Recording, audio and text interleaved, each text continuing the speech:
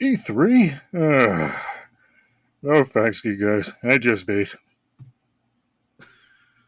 Was that the whole joke? Pretty much. Run the music.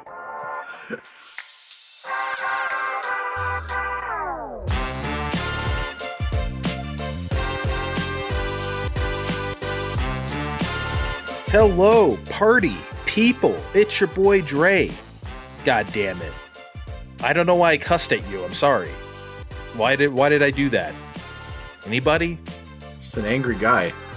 I'm not angry. I feel good today. I think that's why I said that. I say God damn it when I am raring to go. And boy, today we are ready to go.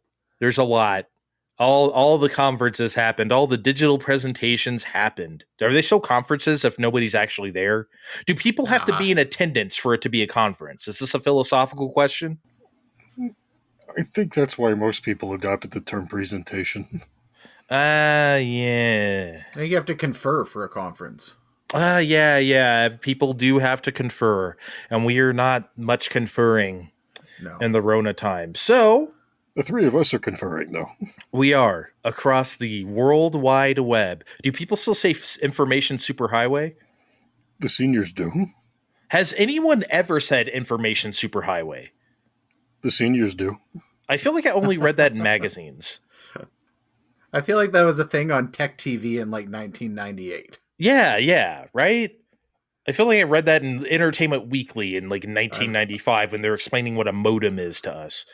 I'm sure that was some shop talk on The Lab with Leo Laporte. I used to watch the hell out of that, actually. Okay, so just a couple games up front here before we get to the multitude of not conferences, presentations, as Steve might say. We've played a couple games. How about actually, you know what? Let's not waste any time. Let's start with the biggie. We played Boyfriend Dungeon. All three of us, mostly to completion. I think Kevin almost got there. Can I make a disclaimer and say we did not play Boyfriend Dungeon for Pride Month? Like, we just decided to play Boyfriend Dungeon just because reasons? It was on the docket forever until we eventually said, you know what, it's time. And then... But it worked out well. Yeah. It's time to have a boyfriend. So, just in case anyone, I mean, a lot of people have heard the name, but it's a dungeon crawler dating sim.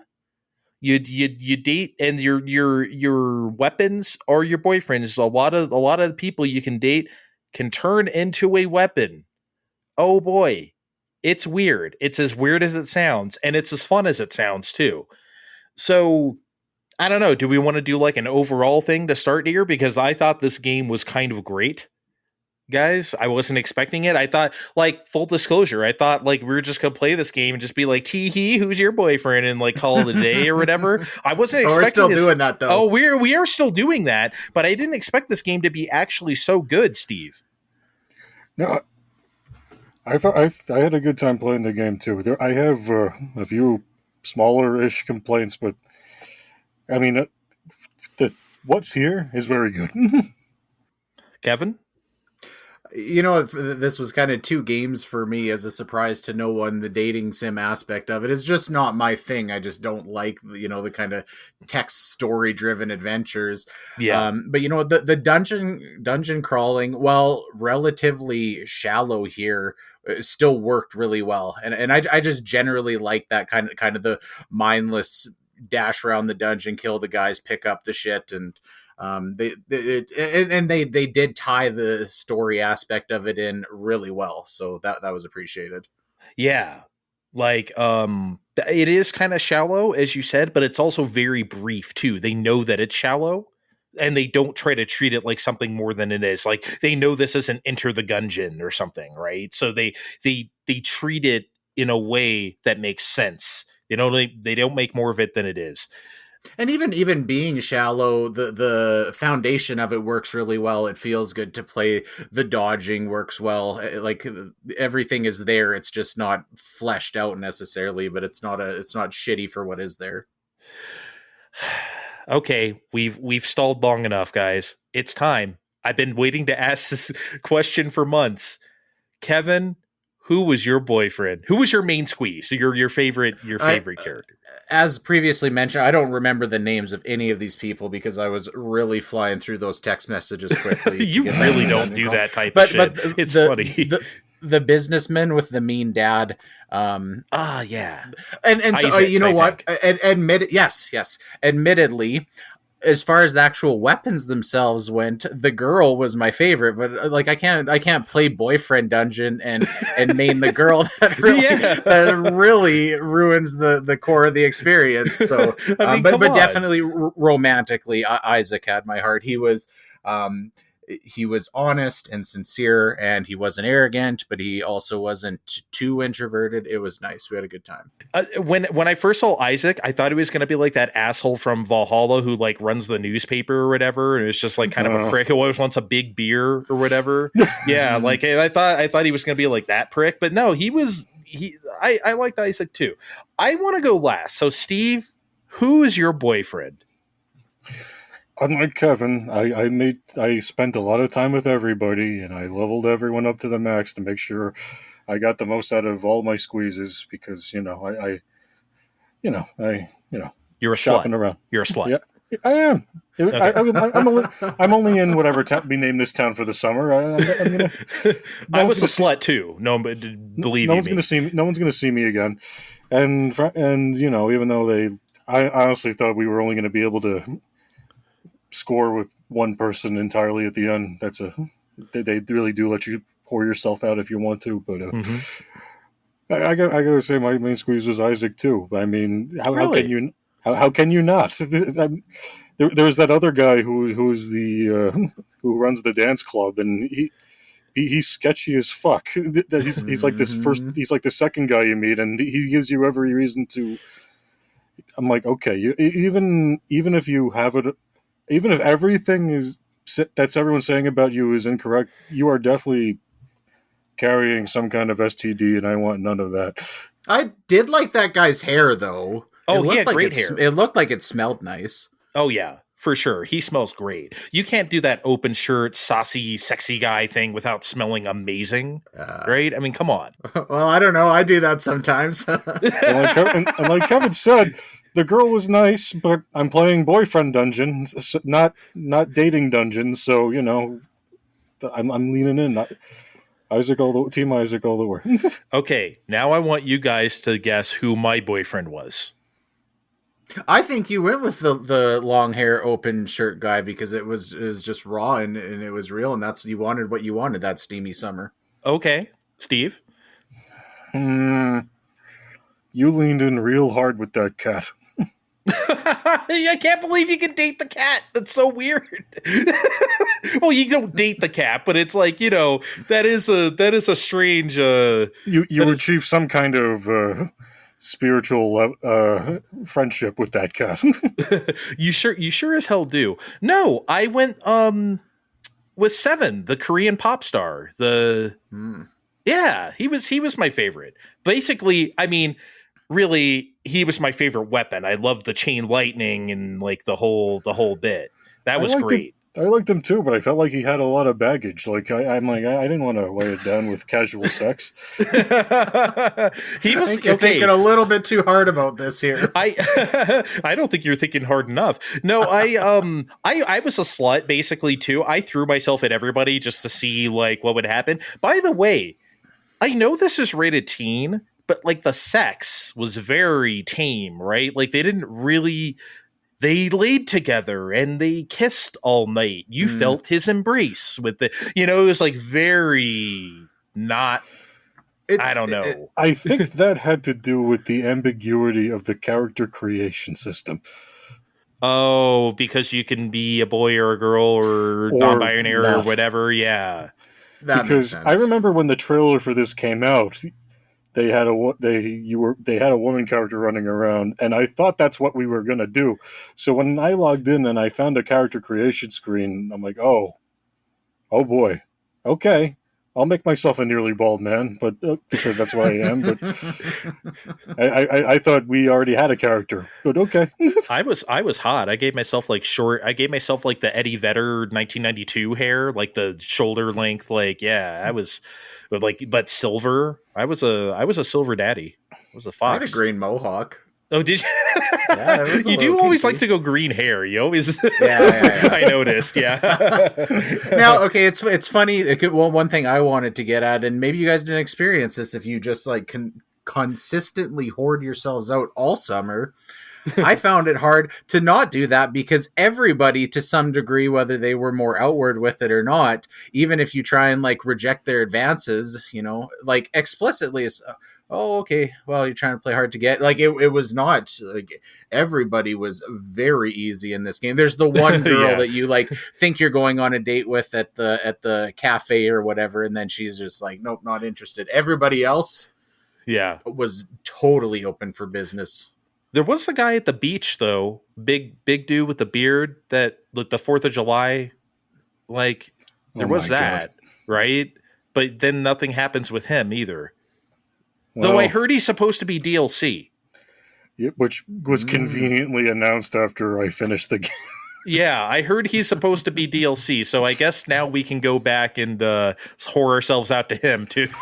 Speaking of DLC, did anyone else find it weird that we were going to these dungeons to attack our fears and insecurities and things? Anyone else find it weird that we only had 2? Not really. Especially when there was a shelf where we were collecting trophies and there's clearly space for 4. Look, I think they had to get this game out the door. There was clearly some cut content, obviously based by this DLC, because I don't think that guy was just supposed to say, "Oh, I'll see you next time" or "when I'm in town" or something like that. And miraculously, because the main plot beats were 4th of July barbecue and oh god, what's going on with these other weapons? Yeah, it was. I don't know. I mean, I don't think it's weird that there was 2. Honestly, I'm glad that there was only 2. I think this kind of needs to be like a short game. Personally, I think probably Kevin feels the same way, especially since you didn't really care for like the dating stuff to begin with, since you don't really do that kind of game, you know? It felt it was an appropriately length game, but I felt like we could have edited the story to reflect that instead of, dragging me through to instead of doing scene missing. Okay, here we are at the end of the game. I didn't feel like anything was missing in that regard. I don't think they pulled stuff for either DLC or because they didn't have time. I felt pretty complete with what I had, personally. Sounds like it was a lot of promiscuous sex over the summer. Dude, I'm glad Steve was a slut too, because I really wanted to. I kissed everybody I could kiss. Once I figured out I wasn't going to be locked to one boyfriend, it was. then it was like game changer. This isn't Stardew Valley. I can go to town. I like Isaac is just inability to understand emoji. He kept sending the eggplant emoji inappropriately, or like just like weird, like Well, he's a bit older than we are. He doesn't get it. Yeah, but like, come on, man. Like, you should know how to use a few. Like, I thought it was cute and endearing. I want to talk about something, but I mean, I guess he could be considered a spoiler for Kevin if he hasn't. Oh, go to town. It's fine. Okay. So Club Man, with the shirt open, his name is Sunder, by the way, Kevin. He's a fucking vampire? What the fuck? He's a vampire. I didn't see that coming. I don't think vampires get STDs, by the way. They don't get anything. Well, I mean, they all kidding? are. All the blood they drink? No, they have to have STDs, even if. Oh, but no, they don't manifest. That's missing the S out of the STD, though. They don't manifest diseases. That's why they don't get cancer or like anything like that. I think like vampires. And suddenly I feel like, after I found out he was a vampire, I'm like, well, I made the right move in not boning Sunder. We boned. We absolutely boned. Or excuse me, I felt his hot fangs against my neck or whatever the fuck it said when we were in our bedroom or whatever. I don't know. I Son even of a- asked him to make me a vampire too. I don't remember what he said. But he didn't do it. No. Maybe if you had a green mohawk. Yeah, I know, right? Instead of Eddie Vedder, 50-year-old Eddie Vedder hair. I don't know, guys. I thought this game was a lot of fun. The characters were really great. The dungeoning was good. Like, honestly, this was a home run. Like I said, I kind of wanted to play this just because it was called Boyfriend Dungeon, and I just had to find out. I thought it'd be a goof for us to play together, and it is kind of a goof. It's a silly concept, but it's also kind of a really one of the better indie games I've played in the last couple of years, honestly. I had a lot of fun.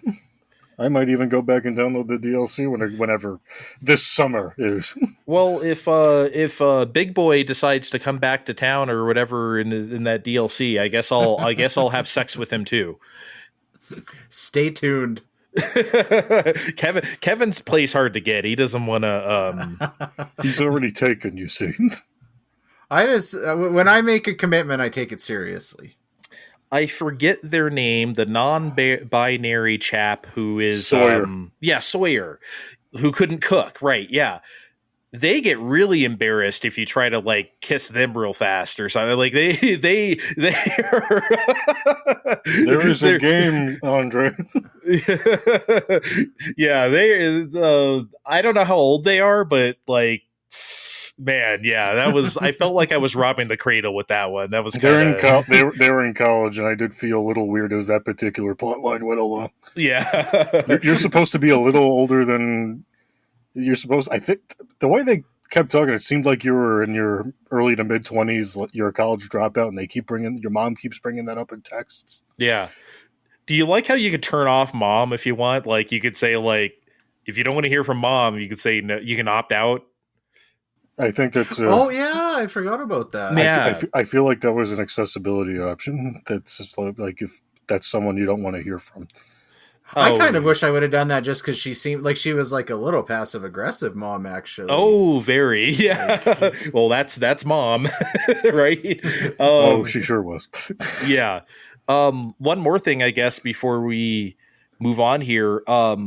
Another non-binary person, the guy who's the person who's basically the Grim Reaper, essentially the scythe.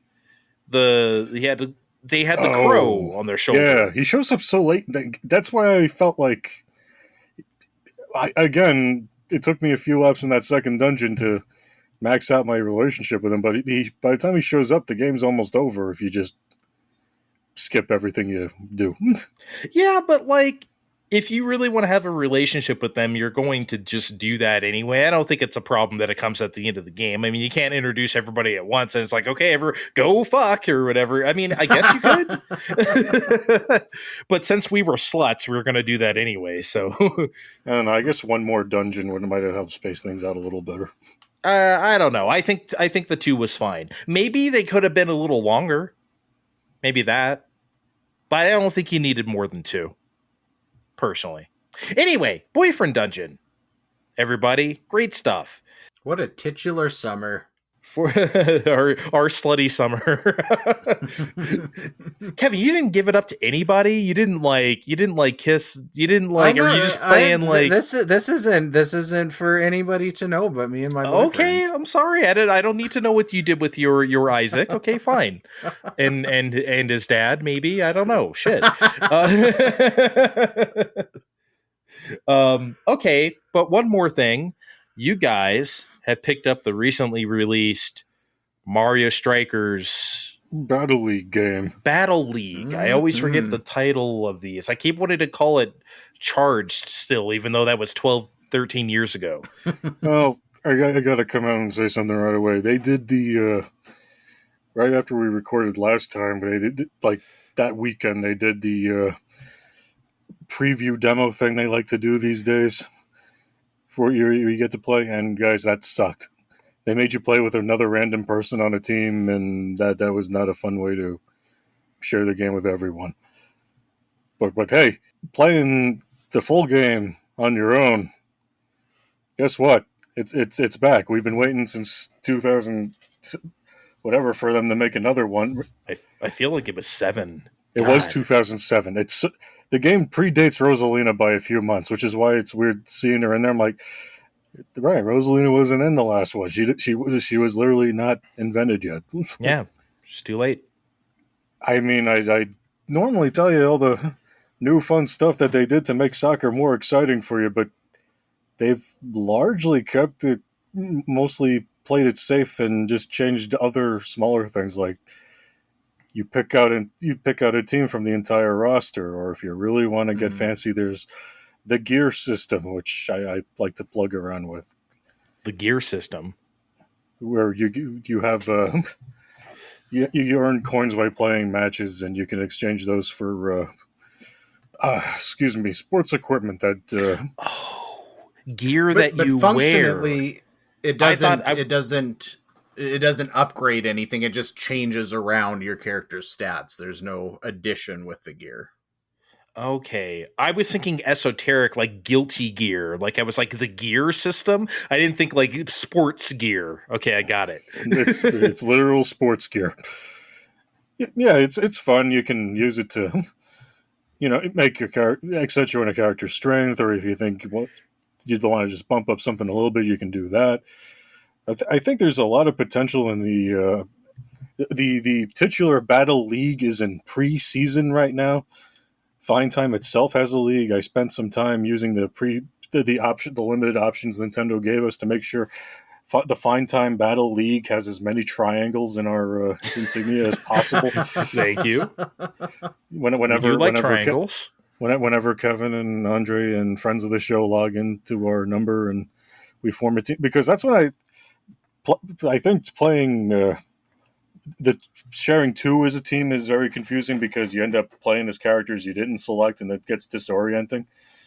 But I think there's a lot of potential in the future where you're playing as four, and everyone knows who they're playing as, and has their clear role to play. I think there's a lot of potential for that in the future. But in the meantime, playing by yourself, it's very similar to what we've had before, and isn't that what we really wanted? Just more of that, Kevin. That's exactly what I want, and that's what we got. When I was playing this, I was thinking that this is great. I love this game. I don't know how I'm going to talk about this on the show. There's not a lot different than the first two. It feels tighter. Everything just feels, I don't know, I felt like I could really kind of get into a flow state after playing that for 20 minutes, and everything just felt tight. I mean, I know it sounds... oh no, it's more of the same. But I mean, if you were liking this the whole time, you'll just end up like me, where you're playing online, and then suddenly 2.5 hours pass because you've just been playing match after match after match against whoever is popping up on the other side. So your wife's standing at the door, the kids' jackets are on. Get your fucking shoes on. We need to go to town and get groceries. So if you were waiting for this the whole time, like I was, and occasionally passively aggressively.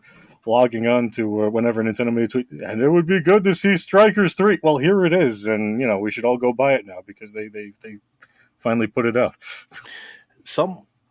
The big complaint I've seen from reviews is that the single player stuff feels a little light compared to the online. Well, it always has been compared to the online stuff, but look, it's 15 years later though, right? Like, so I mean, do you ever try playing the GameCube one by yourself? That was, I mean, I did that at the store, but I mean, after that, it was always with friends.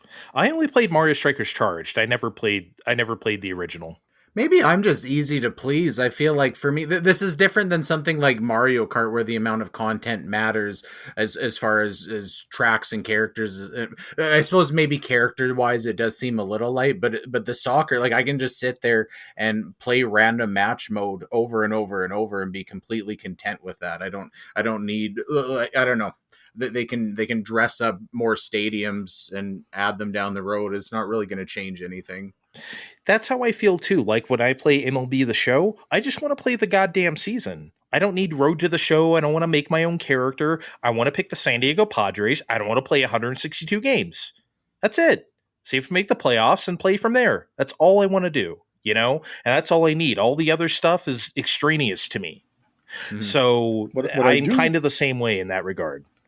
What I do want to see here is a few more characters, just because you might recall from the older ones, you'd have like the main characters, and then you'd pick from minions to fill out your team with. Literally, like the minions, Illumination Entertainment's minions, not Illumination Entertainment's minions, like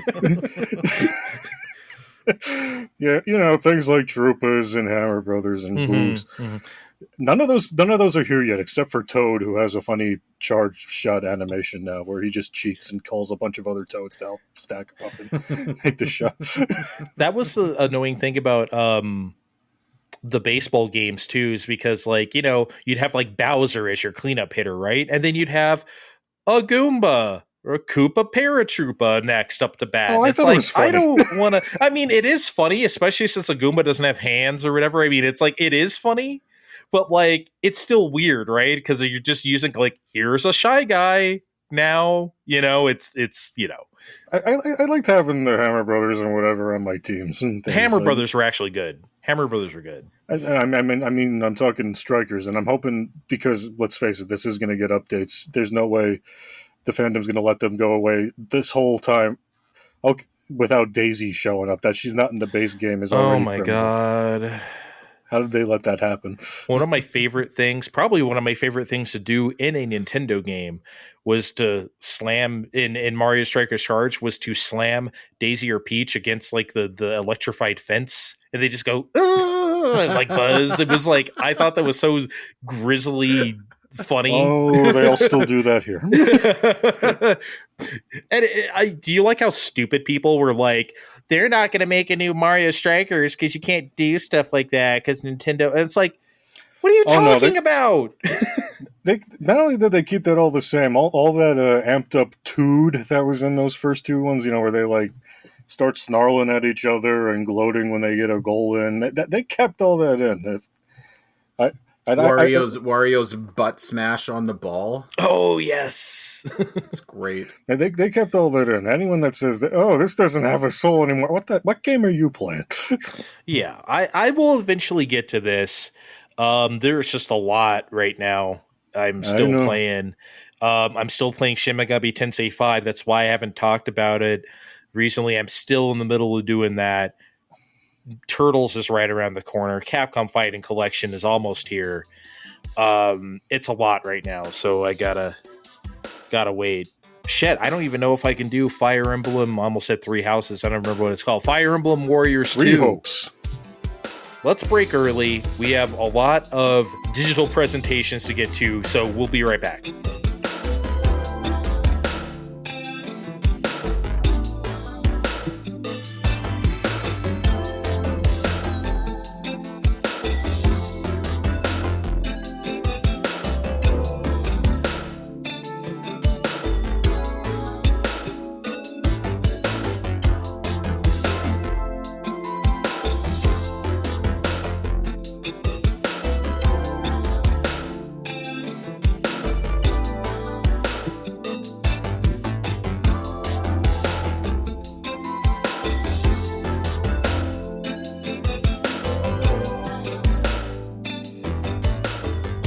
Okay, we are ready. I don't know what we're ready for, but we're ready. Just stay ready. Maybe just because I was on vacation that week or something, but like, does anyone feel like the State of Play happened like 14 years ago? Like, this feels like it happened. Yes. Yeah. I remember watching this in elementary school. If they had graphics like this in elementary school, holy shit. Not when you guys were in elementary school. Okay, fine. Okay, sure. Because we old. Hear that, Steve? Now you're old too. He lumped you in with me. I will have choice words for Kevin later. Ooh. Ooh. I don't know why I'm making him sexy. Ooh. Okay. The State of Play kicked off with Resident Evil 4 Remake, March 2023. This is a thing. Hey, they're really cranking these out, huh? Like, yeah. This is kind of weird. I mean, after like 3 appeared, Resident Evil 3 appeared, like just kind of lickety split, right? it was like, okay, are we just going to keep doing these? The answer is yes, while skipping Code Veronica, of course, because why would we do real Resident Evil games anymore? But Look, has they skipped Code Veronica because they already know how to make Resident Evil 4. It's been on every console since its first release, and they're going to take this time to make the best damn Code Veronica they can ever make. one, I think you were lying to me somehow. I tried, okay? At least I'm trying. They're not. Okay, so but from your comment there, honestly, it sounds like you don't think this is necessary as much as I do. We really need to remake Resident Evil 4 this way, Kevin. Yeah, well, you know what? Let's start with Kevin. Kevin's the Resident Evil 4 aficionado around here, I think. I really liked Resident Evil 4 when it came out on GameCube. I don't know. It seems like every generation, like this was just around last generation, right? They had Resident Evil 4 HD or whatever. Mm-hmm. I don't know. It's just like they pimp out Resident Evil 4 enough. It doesn't make that. It just doesn't really feel that special.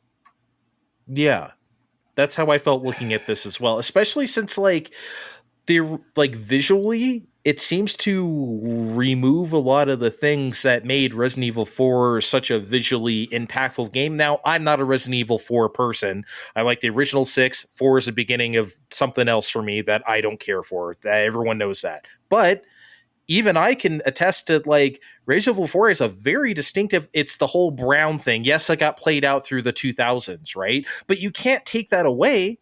That's what Resident Evil 4 looks like, Steve. I mean, yes, I'm actually fairly intrigued by this, but I don't think you'll be seeing me pay $70 for this next year. I mean, I hope not. I feel like by the way, you guys ever play the 2 or 3 remakes? Like, because I have not. Like, have you, Kevin? I have 2 sitting right over there. I haven't played it yet. Yeah, I put in a good effort with 2. I don't know if just these like heavy ammo conservation games are for me anymore. I feel like I just wind up getting agitated and pissed off with any of that. So I don't know. Maybe I'm just gonna feel the same way if I play 4 remake. Well, that's because they shouldn't be in an action game format. But hey, you know what? That's another bitch for another day. They showed off 4 PlayStation VR 2 games. Resident Evil Village, I guess, is the whole game. A Walking Dead game. A No Man's Sky. I guess you could just play No Man's Sky the whole way. But then there was a Horizon Forbidden West for Call of the Horizon. What was it? Horizon Call of the Mountain, or as I've been calling it, Horizon Call of the Ladder, because most of the scenes they show you are whoever this guy is climbing ladders in a first-person perspective. It was kind of weird. They did the VR thing kind of a lot, right? Like hot Kevin? And heavy early on. Yeah. I don't know. It just seemed a little tone deaf to me. I don't think the general PlayStation market is that interested in that. I'm not saying there's not a sect of the fan base that is, but they really tried to pimp it out early on, especially when we don't know when PSVR 2 is coming. Yeah, that was my next question. Weird. It's not out yet, right? So no. Do we know when though? We don't know when. I feel like they said this year. Okay, but who knows, right? Yeah. And but all right. So I thought it was significant that this state of play showed first gameplay of Street Fighter 6. Even though the game is going to be on Xbox this time, which Street Fighter 5 was not, I think it's somehow kind of significant that they chose this and not even like their own Capcom presentation. I just kind of feel like Capcom knows where their bread is buttered on this one. Sony did buy out Evo. Oh yeah, I keep forgetting that's a thing. They really know what side their bread is buttered. I forgot about that. Oh, so many things happened the last 2 years that happened in this time paradox that I just I don't know. And I only remembered that just now while you were saying that. Jeez. I don't know. Do we have any hot takes on Street Fighter 6? Like, you guys know me. Like, I am so sick of, like, I don't want to see E Honda or Dulcim or Guile, which they revealed in the Capcom presentation, like, ever again. I'm so tired of these people. If they Street Fighter 3'd it and had like almost all new people, fine, but they make too much money to do that nowadays. They'll never take that kind of risk again because Street Fighter 3 scarred them forever. So I mean, they're not going to do that. That aside, I want to believe Street Fighter 6 will be good. But I do want to know what's going on with that 2-on-2 fighting system there, because I feel like if they really just asked, they could SNK real nice. They would have made SNK versus Capcom with them. They could buy SNK a case of Sapporo and like call it a day. Like I feel like that's all they need over there. But I don't think I need Street Fighter 6 for that kind of thing. I feel like you know. Look, it's fine though, because I don't want to. I'm tired of the status quo in this game. Like that's why I didn't even play. I can't get into it unless it's going to be something radically different. So, Roller Drome. That was pretty wild, huh? I love future Bloodsport stuff, Smash TV, Rollerball from the 70s, right? That's obviously what it's going after here. But the art style of this feels very, I mean, I guess it may be an indie game, but it doesn't hit that look. It looks very Jet Set Radio meets Weird Future, and I like Weird Future, but this, I don't know, this doesn't have the visual pizzazz that I expected. It felt kind of cheap, didn't it? Yeah. I was trying to avoid that word. It did feel kind of cheap. So you felt the same way. Kevin doesn't have his betting sheet out, but I have this for 3 months after its release being the PS5 game on PS Plus. It has PlayStation Plus game of the month written all over it. Destruction All Stars all over again. I'm kind of surprised you're not into this, Kevin. I thought maybe you were more, I don't know, like considering like you do the, I know it's not what's that game you love on Xbox, the Insomniac. Sunset Overdrive. Yeah, it's not exactly like that, but like if it had the visual pizzazz of that, I feel like you'd probably be more into it, like as a concept. I don't know. I remember seeing this and just immediately being like, this is not something for me. Yeah, really. Maybe interesting. You know what? I didn't like get my hooks in Sunset Overdrive the first time. I still remember seeing the first trailer, and I was just, it was after the fact that I fell madly in love. Okay, well, it was getting. You have to get close to the Sunset Overdrive. I'm going to be begging for Roller Drome 2 and on Fine Time in 2026. It's going to be your new Biomutant. Okay, but so Stray, the cat game, the one that warmed everyone's heart until big lady vampire milkers showed up. Look, I just wanted to talk about this because, one, it did look intriguing after looking at it again. Two, they said it's going to be included day one with the fancy new subscription levels that they just rolled out. And I know they said, oh, we're not doing the whole AAA games on day one like certain competitors of ours are doing. But you think there might be more of this coming on the way? Or you think this is more or less it? I think they realize that nobody's going to buy this game, but it has a limited audience, right? So people are going to hear about it and like it, and the people who play it, I think they realize that this game has sort of a niche audience. They can take it off after a while, and then it's like, oh, I heard of that game last year, and then, some people will like buy it for realsies. I don't know if I think this is going to be that niche. I feel like on Twitter there was a lot more chatter about this than I expected. I don't think it looks like anything special. I think people just like cats. Yeah, I think that's kind of it. I don't know that's another thing. I don't know what to make of this as a game. I guess I'll find out for $0, huh? So, speaking of not knowing what to make of something, you guys are going to have to explain the Callisto Protocol to me. Because, like, just pretend I'm someone's lame parents and, like, explain what this is to me. Is this the Dead Space spiritual successor I was hearing about? Yes, it is. Remember not too long ago? Remember a decade ago when everyone on Kickstarter was making the spiritual successor to something? Well, this is that, but without the Kickstarter. but it looks like Resident Evil in space. They're just zombies. Dead Space had like scary like spider leg like alien shit that you shot off with like that like laser handheld laser cannon thing. I thought that was cool. I never played Dead Space, but I obviously know. But like they obviously can't use that again. Okay, but like this that is just EA owns those. You're shooting zombies with a gun in space. This is Resident Evil in space now. Am I wrong or like? A lot of people already said Dead Space was Resident Evil in space, so But I it guess they're fucking really leaning wasn't. in now. Oh my god. I don't know. I'm not that interested in it. I'm just saying what I saw. They just grabbed out of two different hats, and one said zombies and one said space, and they just mushed it together.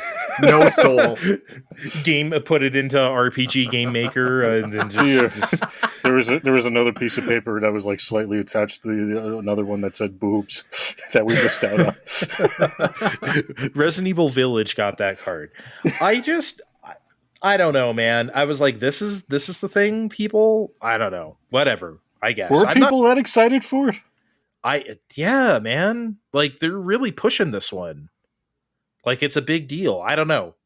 Maybe it's just me. Okay. They ended State of Play with Final Fantasy 16, finally a new trailer, summer 2023, or I don't know. I think that's what it said anyway. Summer 2023. Yes. I've been calling that, though, since Yoshi P said they were 6 months behind the schedule with the Rona. I knew this wasn't 2022. I really thought this was coming this year, actually. I was pretty confident. Yeah. I was hoping for Christmas, but I'm like, nah, this is going to get pushed back some more. Everything else is. Look, it would have been killer if they could have this year. And people are like, oh, they don't want to compete with Forspoken. First of all, that's October. Okay? Like, they could release a Final Fantasy 16 early December or something and like have their own space, or November, because Black Friday. But it's like, that's the Pokemon slot though, the Black Friday slot. You do not want to fuck around with Pokemon. Why did Pokemon take up the claim of Black Friday? I don't know why they like decided to start doing that. They've been doing that for a long time. They only did that the past 2 times, but I feel like that's been a thing for a while. Anyway, what did you guys think? I know, like, basic question, I know, but Kevin, what did you feel when you saw this? A little peek behind the curtain here. We just rewatched this trailer as a group before we started recording this segment. I just want to point that out because the first time I watched this, I felt this way. So I was specifically watching for it this time, and I still very much do. I don't really have a good sense of what the actual moment-to-moment gameplay is going to be here. A lot of this trailer is still a lot of like quick cuts. They show combat and it's the guy like spinning really quickly, and then they cut to a side shot of him like knifing somebody in the side or whatever. I don't know. I have a hard time telling if the combat's going to be similar to Final Fantasy 15 or you know what, tonally I think from what I can tell, this is exactly what I want to see out of Final Fantasy in general. I think they are ready to kind of move into this a little bit darker, more mature direction. I don't know. Did you guys feel the same way? Do you feel like you're actually going to be playing with this at this point? I have if I'm taking this at what I watched, I'm looking at a hybrid between Final Fantasy 15 and Xenoblade 2 gameplay, wherein I'm a one-man band and I have access to my weapons and my summons, and I'm going to be flipping between all that shit on the fly as I pick these things up. It would be a sort of thing that can be very compelling, but it's also going to be the sort of thing that a lot of people bitch about next year. I just want to feel like there's some meat on the bone for the combat, and it's not just going to be button mashing. Well, I mean, I don't feel like Final Fantasy 15 or Final Fantasy 7 Remake, which obviously the same combat is based off of, is button mashing. I feel like those games do a good job. However, this is a lot more Devil May Cry-y than like either of those. This is like looks like very fast action combos and stuff like that. So like, yeah, maybe it could be, but I also don't think that's necessarily a bad thing. Me and Steve played Tales of Berseria this year, and that was a little button mashy, right, Steve? But it wasn't. That was very button mashy. Yeah, but it didn't feel like that was a bad thing. It worked for the kind of game that it is. Yeah. This could also be the same thing. We won't know until we play it, which is why we need shows that we can actually physically go to where people can play stuff, but If it's I still a year digress. out, this might have not been ready for public play anyway. Yeah. Or press consumption, even. They could do the behind closed doors. We still do that nowadays, even though people bring their cell phones to try to leak shitty. Remember they tried to do that for Avengers, and it really backfired. They really wanted to hide how shitty that game was. I don't want to beat the point to death, but I feel like Final Fantasy 15, you could have done this exact same trailer and it could have looked very button mashy and like super fast paced combat as well. It just seems like there was a lot of like heavy, like quick cut editing in this. And this isn't coming out for a year. I don't need to know what this necessarily is yet, but I would like to get a better sense. Honestly, for moment to moment gameplay, as you mentioned, I really feel like they're just gonna do the remake thing. They're just gonna have it be not linear, but you know what I mean? Like you kind of just go here and there. We don't do the world map thing anymore. That's really outmoded, right? It's just gonna be that kind of adventure, which is fine. Tell me a compelling story and lead me to it. That's all I need for me to not care about that kind of thing. I mean, this guy's going to be having eventually getting all the summons, right? What need does he of you getting all the flower beds for this little girl anyway, right? I really love that the trailer sang all the summons. Shiva, Ifrit, and whatever. It was like very over the top. It doesn't matter. They could have showed Chocobo racing only, and this is going to be a day one buy for me regardless. I'm into it. I'm into it. I was there last year when they were like, "Oh, they're going back to a Final Fantasy game." I mean, look, did you see those kings and queens? I mean, they were right out of like Final Fantasy 12, right? Like they were, I don't know, which is fine. That's not a knock. I like the art style of that game. It's just, and Steve is the Final Fantasy 12 liker, so they pretty much made this for him to buy a PS5. I'm with you. I am the Final Fantasy 12 disliker, but whatever. That's neither here nor there. That was a good state of play. I was kind of not expecting a whole lot from it, but they're figuring it out over there. Yeah, they kind of. God, that would be if we ever did a video component. We should do like a riff tracks of like the first few state of plays because those are funny. They are so pathetic. Like they're I think they're actually funnier than like a Nintendo Direct from like 2012. I don't even think of really those. I just remember those feeling sad. Yeah, they're very sad. We may just watch them and not have any commentary because, like, if I got to complain about anything on this State of Direct, Direct, it wouldn't be the games itself. It's that nothing's really coming out this year, huh? Yeah, we might. We'll table that for later. We will get to that. That will come later. Steve, you watched the limited run games presentation. I did. You know why? Because it's not just we're putting shit in boxes, because a good chunk of the show is we're putting shit in boxes. It's things it's a handful of things getting announced too. And one of those things getting announced was, you guys remember when the point and click game version of Blade Runner, and then they were making an enhanced edition, and then they're like, "Oh, Rona has brought development to a standstill. We might never finish this now." And we're all, "Oh no, I guess it's never coming out." But here we are. Here they are going, "Okay, here's Blade Runner Enhanced Edition, and it's coming out in a few weeks." And of course, we'll be cramming it into a box. I mean, you know, I'm just, it's one of my favorite movies of all time, and I never got to play this game. And, you know, I'm excited to finally have a whack at it. It's nice to have one of these stories have a good ending instead of, and then all the creators took all the money and ran to an uncharted island where no one could ever find them ever again. The end. Where they watched the better movie, Blade Runner 2049. I'll pretend I didn't hear that. All right, will you try a Blade Runner point and click adventure? Probably not, unless it were really cheap. I can't imagine. I'd have to say, I don't know. I don't think so, though. You'd have to get me on the cheap. Speaking of cheap, there was a double whammy of really, really bad looking way forward releases, Spider Soars and Lunark. Now I know Andre's favorite line for whenever anyone brings up Way Forward is, "Everything Way Forward makes is soulless trash. Everything they make is bad. They have no redeeming qualities about them whatsoever." I think they took this a little bit to heart, and they're like, "Oh, you want to see some soulless trash?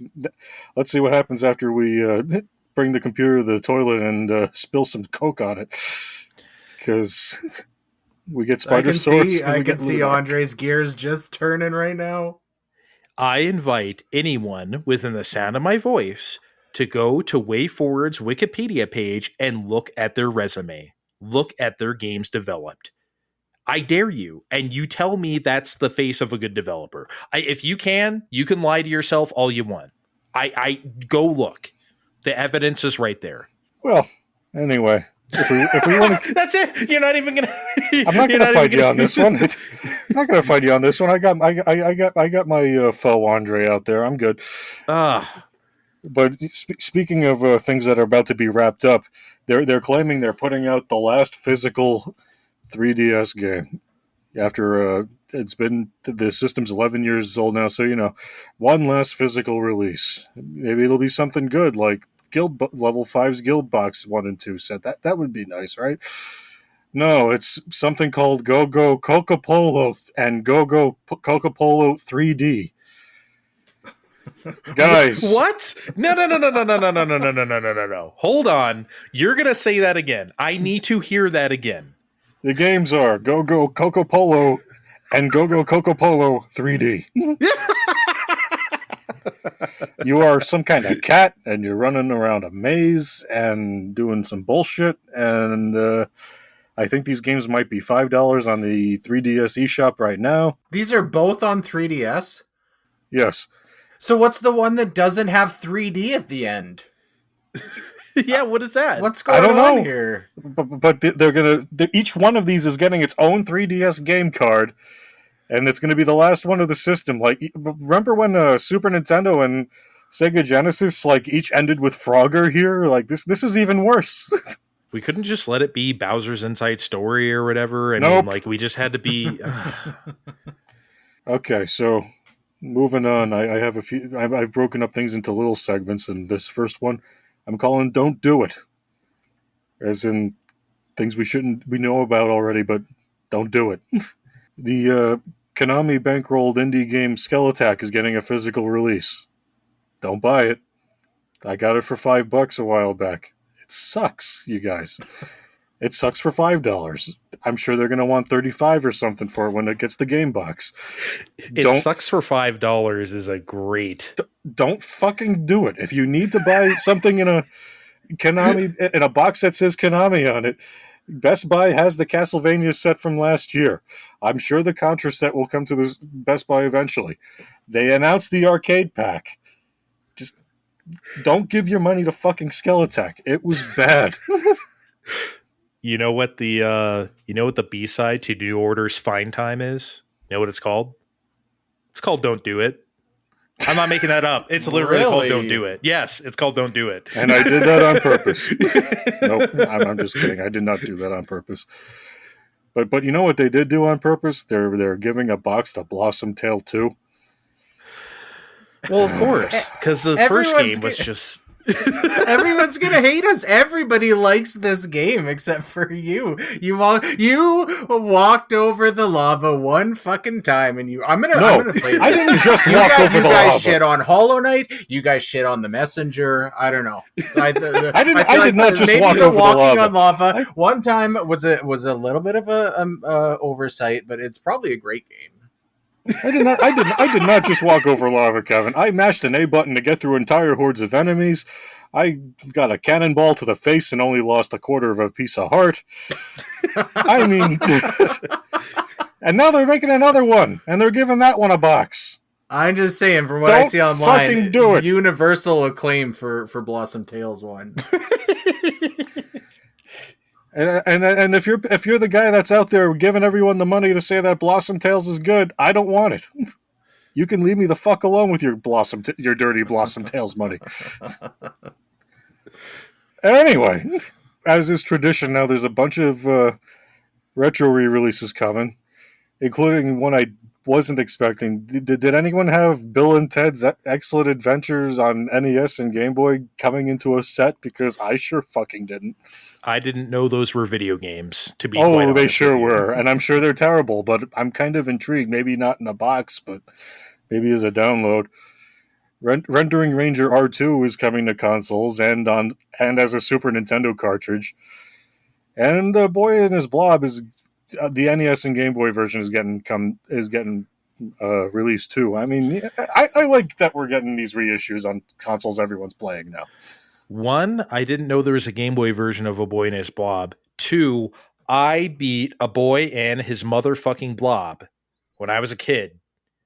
I figured that shit out. That is one of my all-time, I am proud that I beat this games is A Boy and His Blob, because I cannot believe to this day that I did. Because that game is fucked up. I think I've never really played it all the way. I know I don't have it. Because the fucking blob, he'll only eat the jelly beans if he wants to. If he's sad or whatever, you'll throw your Applejack jelly bean on the floor, and then you can't get it back, and then you're screwed for the rest of the game. He has to be in a good mood. So I shouldn't play it. No, I'm not saying. I'm just saying with the power of, probably, rewinding or save stating or whatever we can do nowadays, you can mitigate the game's bullshit. I'm just saying I didn't get a chance to. I played it when I could not do that kind of thing. And I did it.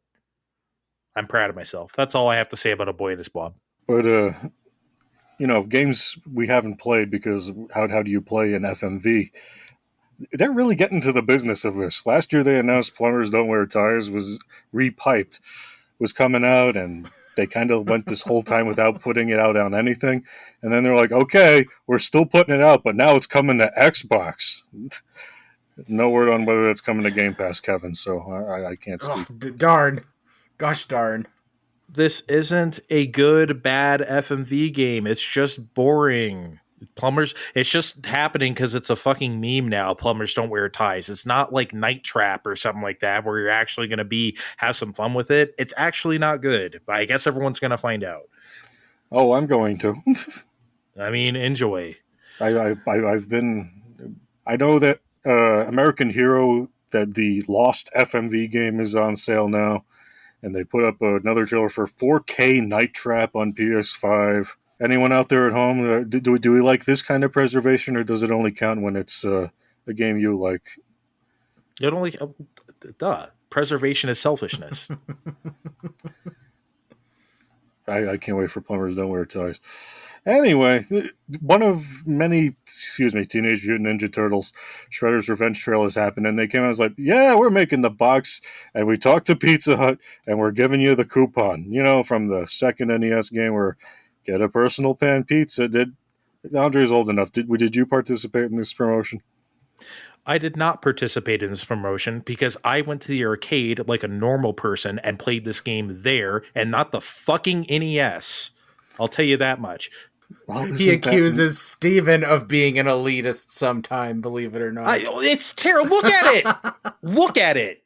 Look at the 1989 arcade game and look at Teenage Mutant Ninja Turtles 2, the arcade game. They had the audacity to call it that. I'm sorry.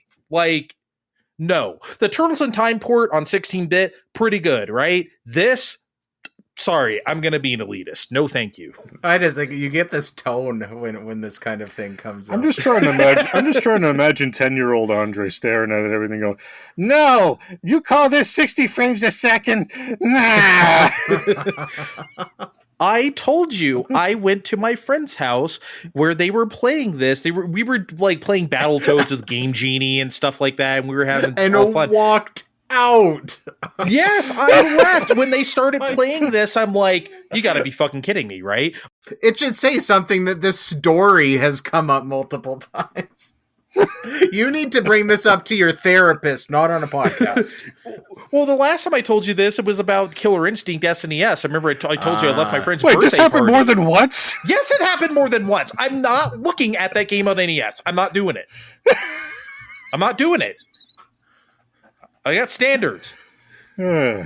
Anyway, the only time I ever got a personal pizza pan coupon was from the Scholastic books. Yeah. That's the only time I ever got one of those. Okay, but things. Speaking of things you might look at, would you look at D on your little laptop there when it comes to Steam and 3DO next year? I'm sorry, did you say 3DO? Apparently, they're going to print some discs. Anyway, abso-fucking-lutely, I am a Kenji Eno truther. That man, rest in peace. He made the most batshit insane games before Suda 51. He was like the original video game auteur weirdo, right? Like, I was into this guy's games, and yes, I love D. I think the D2 for Dreamcast actually was like, oh my god, that's the game that should really be re-released. But no, D, yes, I'm here. This man's games are insane, and I will look forward to playing them again. I mean, I'd say the same thing, but I don't know if my dinky little laptop will handle such a thing, and I'm not about to buy a 3DO, so guess I'm shit out of luck over here. Your dinky little laptop can surely handle an FMV game from 1995. I'm pretty sure you'll be fine. I'm pretty sure. We'll see. Speaking of, I think they really wanted to get a license for this next one, but they just couldn't quite get it. Death Wish Enforcers. Did you ever see Death Wish? I don't know what this is. Okay, Death Wish. You could say Death Wish was something of a predecessor to John Wick. Listen to our side episode about it now, live on our feed right now, where Charles Bronson just kills a fucking lot of people for 4 movies, and you have a guy that looks an awful lot like Charles fucking Bronson and other characters with guns in this Sunset Riders looking beat 'em up type thing going on, and I want this to be good. I really, really want this to be good. That's all I'm going to say. Please be good. For the love of God. I like killing people.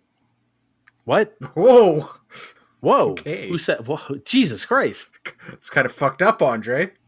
Edit that out. I'm sorry. Okay, we'll pick it up from here, Steve. Doom Eternal. Yeah, guys, 2 years too late. Doom Eternal's on Switch in a physical box. Hooray! Wow. I mean, I can already play that 120 frames a second on my PS5. I can't wait to buy it on Switch. I got a Switch, and I'm not enthused by this news. You better fucking not be. If you chose that version on purpose, we'll be like, what's wrong with you? I'm like, 2 years ago when we were in pandemic times, you might have had my attention, but now, no. Fuck this. I'm sorry, limited run games, but the only chatter I seen online after this presentation was for discounted mediocre pizza. I think that might have been on purpose. Yep. So let me put on my clown mask real quick. There we go. Clown face on. So I sat myself in front of the iPad screen to watch the Sonic Central presentation like a big old clown, because that's what I am. I'm a big old fucking mark. And look, I got exactly what I deserved. Exactly what I deserved. Okay, I think we need a little bit more than that, Andre. So, a little bit of background. Sonic Central started last year. You know, it's the 30th anniversary of Sonic. Let's get excited about all the things Sonic is doing. So, what did Sonic Central 2021 have? A game that came out that year. Reveals for 2 games coming out this year. Hang on a second. We'll come back to that a little later. A bunch of places Sonic was making cameos, because it's his 30th birthday. And, hey, everyone was real excited for Sonic for a few days after that. Remember all that when we were like, oh boy, Sonic Colors and all this fun stuff. Sonic's back, baby, kind of. There's no sequel to Sonic Mania, but, we'll cope with these other Sonic newses. Newses. A year passes. We are now in Sonic Central 2022. Oh boy, we're gonna catch up. So, those 2 games that we said are coming out this year. You betcha. We also got QVC shopping list of all the fun Sonic toys you can buy this year. It was very QVC. They should have actually just put up like a catalog number and phone number and everything. Like they should have just done the whole UI. It was very embarrassing, but not as embarrassing as the very quiet but desperate plea to please, please, please, for the love of God, look at these mobile games we have. We have Shadow the Pirate Hedgehog. Look at this shit. There was like, okay, from what I gathered from this, there's like an endless runner called like Sonic, not Sonic Rush, but like Sonic something. But then there's a Sonic something too. They're maintaining two endless runners at the same time. I think one of them's called Sonic Forces, just like the game. Oh my God. Or that's another game altogether, and who can keep up since they're all runners? Clown mask firmly on. But hey, guys, guess what? Bodysuits for of Sonic and Friends are coming to Fall Guys, now free to play. Oh boy, remember when that was popular for a month? And but guess what? This thing that could have saved the whole thing, they still fucked up because Sonic Frontier Prologue is coming eventually soon. Oh boy. But it's an animated short that shows us what's going to happen before the game. And not a playable demo that might explain to the people at home, what the fuck is going on in Sonic Forces? That's not even the problem. That's not even the problem. And I'm glad you said Sonic Forces. That was the correct thing for you to say. That's not even the problem. They prologued the prologue. They showed us that there was gonna be a prologue, and then they show like 2 seconds of footage of Knuckles near the Master Emerald, and it was like, well, that's all you get. Hope you enjoy the prologue later. You could have just showed us the prologue. Yeah, that could have been out today, that day. If it was just a cartoon. Just fucking actually showed us it. I don't even want to get into those like IGN teasers that's been coming out the last couple weeks. Has been showing Sonic Frontiers gameplay. I use the word gameplay loosely. Kevin just winced when I said that. I see. Is everybody like super down on this? Because I'm still like very cautiously optimistic about Sonic. I'm very down on this because as a bit of an update since this presentation went up, they've come out and said they've been showing us an older build. So that either means they're lying to us and this isn't ready yet, because they're very adamant that this is coming out this year. Or someone in management really fucked up in what they needed to show, because I don't know what's going on, but it's not Sonic Frontier excitement, that's for sure. They could have just showed us the prologue, man. And no, Clown Mask is still firmly on. I am still looking forward to this. Sonic Frontiers. Because I have to now. I gotta go down with this sinking ship. So, like, just... They're afraid... If they didn't want to show us a game, then don't show us a game. Don't show us, here's an early build. Don't show us 2 seconds of a prologue when they could have just showed us it. Like... If you're not ready, then you're not ready. But don't, like, tease us endlessly and be like, well, bye, and then, like, the presentation's over. Like, fuck you. I'm surprised they didn't spend 5 minutes on showing us the Sonic Origins chart again. We gotta take a break. Now you put that in my brain. I gotta cleanse that out of my brain. We'll be right back.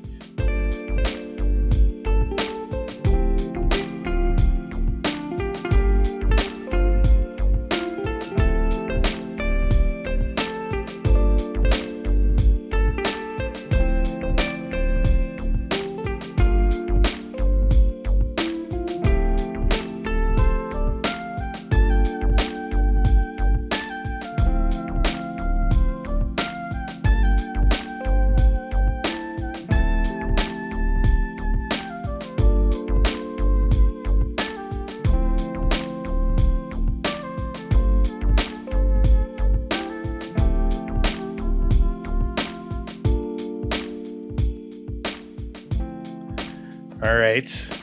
I washed all the Sonic out off of me. I was once blue. I am brown again, baby. I'm a bronze god. Whoa. I shouldn't tell everybody that. Okay, so we got to get to the kind of the centerpiece of this whole thing. Summer Game Fest.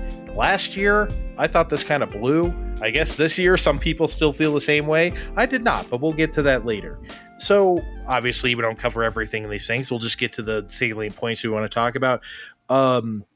Let's start off with Aliens Dark Descent. Did anyone here play Alien Isolation? That has nothing to do with this. It's just that, like, ever since Alien Isolation, I just don't trust Alien games. I guess for a lot of people, it's like that other, what's that?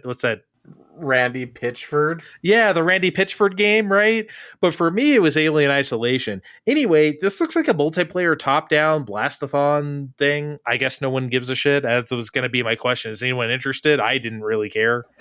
I'm usually wary of licensed things in the first place, so maybe eventually, but not right now. What I was really into, though, this game called Witchfire.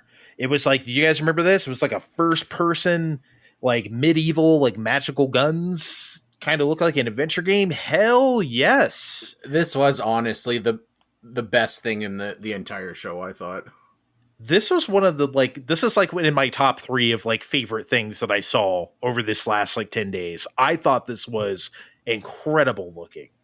Come to console, goddammit. I know they said like early access on Steam, like, or whatever, but it's just like, oh my god. It made me wonder why are there not more fantasy FPSs on modern day? It's not even a thing anymore.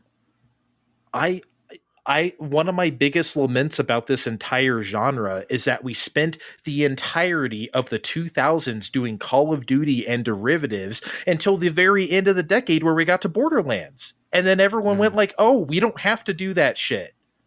You know? Not that Borderlands is the progenitor, but you know what I'm trying to say? It's like finally somebody did something different. It still feels like a very wide open market, though. You know what no one's ever done before? An FPS about World War II. Someone should get on that. Look, if they had weapons like this, I'd play it in any setting. Fair. I don't know. This game looked cool. So there's something called Fort Solis, which was like another space station horror mystery thing. It looked exactly like the Callisto Protocol, but a little cheaper. I gotta say, guys, I thought this was the Callisto Protocol until I saw the title. Yeah, I mean, it's basically the same thing. So I must ask a question to the panel. This is a very important question. Might be the most important question I asked today. Will the last boss of Fort Solis be David Solis from Gran Turismo 7? Kevin. Instant purchase if that's the case. I mean, well, you can't bring yourself to take down your pal. a little inside baseball for everyone at home. When I post a bad joke like this, Andres posts a GIF of somebody going into a penalty box, and he's sent me into this proverbial penalty box for far less than this. But I asked. It wasn't a bad joke. It was a bad question. That just happened to be kind of jokey. I thought it was question. Good.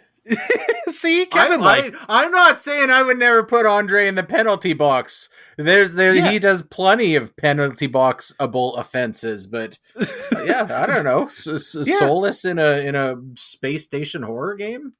Great joke. Yes, excellent. Thank you. 2 against 1. I got your back. Thank you. We lost Steve for the rest of the show now. I got your back right here.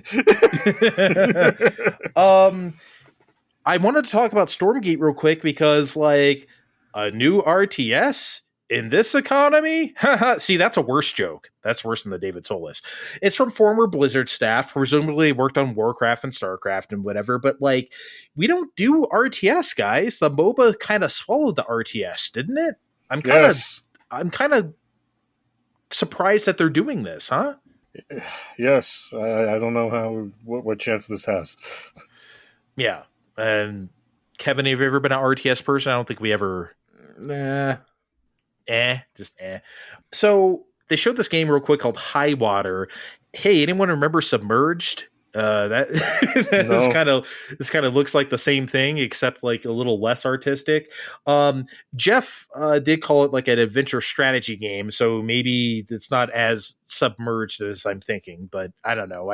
I do like that sort of sunken city kind of vibe that will always kind of get me. This is not really about the game so much, the 2 games I'm about to mention, so much as something more encompassing about the two of them. So they showed two games. One of them was called American Arcadia. It was kind of a adventure talkie. I don't know if it was like point and click or whatever, but it was kind of an adventure conversation game. And then there was Midnight Fight Express. It was like a 3D beat 'em up, almost like a Fighting Force kind of thing. They both had this like flat shaded, intentionally like very polygonal look to them, like sort of plasticky in a way and angular. I noticed this is like a trend in indie games. Has anyone seen this? Really? I think even Tunic kind of looks like this. It does. I've seen this. It kind of. I'm sure I'm the only one that's played. Did anyone here play This Is the Police other than me? I've seen it. I haven't played it, but I know what it looks like. And its sequel are on PlayStation's fancy things, so go down and download and play those. Yeah, they have a similar look, but they're a bit grittier looking, which fits in with its cop story setting. Here, I feel like they look a bit too clean. Yeah. Like a mobile game. Like I'm flipping through Google ads and on the Google Play Store, and like, here's some top-rated hits that I can come download now. Build a village in my space station or whatever I'm doing.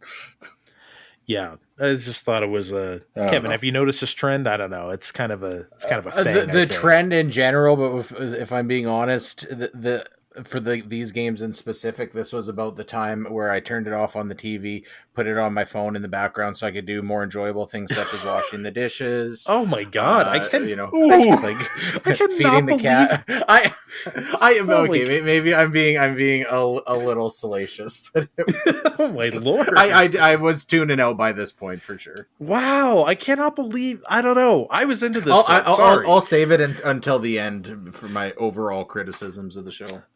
Zenless Zone Zero from the Genshin Impact studio. Not a whole lot to say there. I just wanted to mention that I don't know, I thought that looked really cool.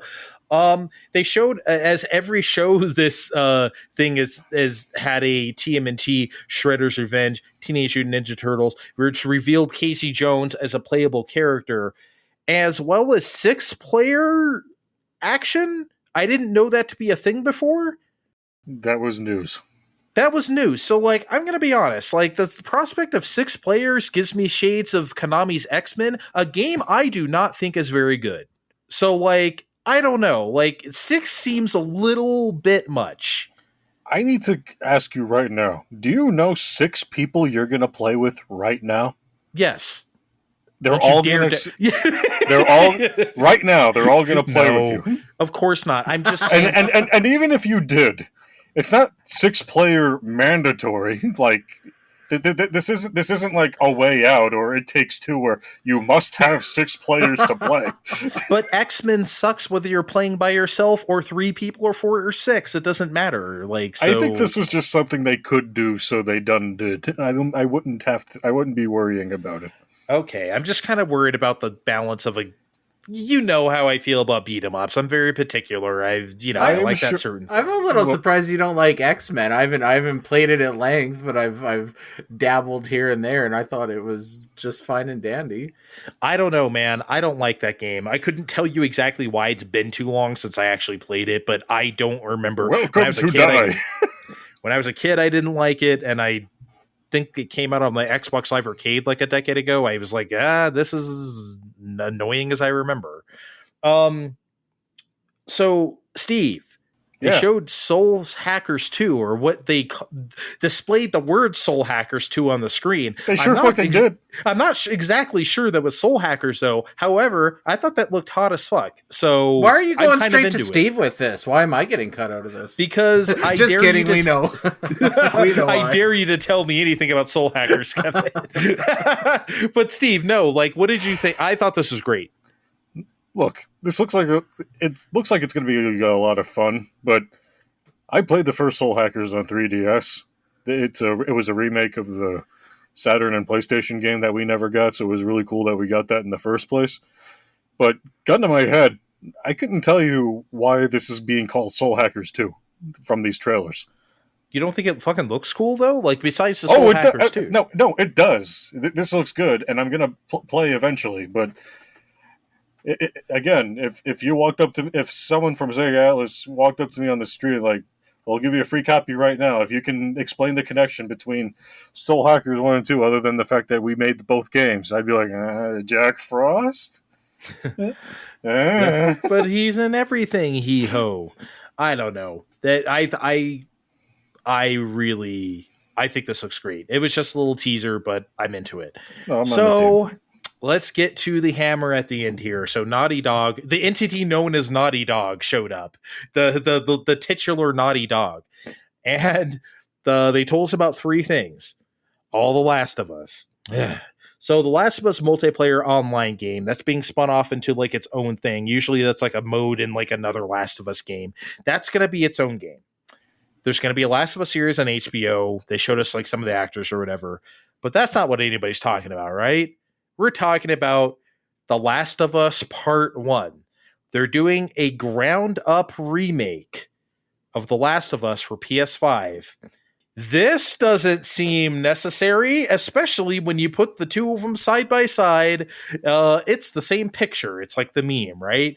Kevin, you're the Last of Us liker around here. You give us the business.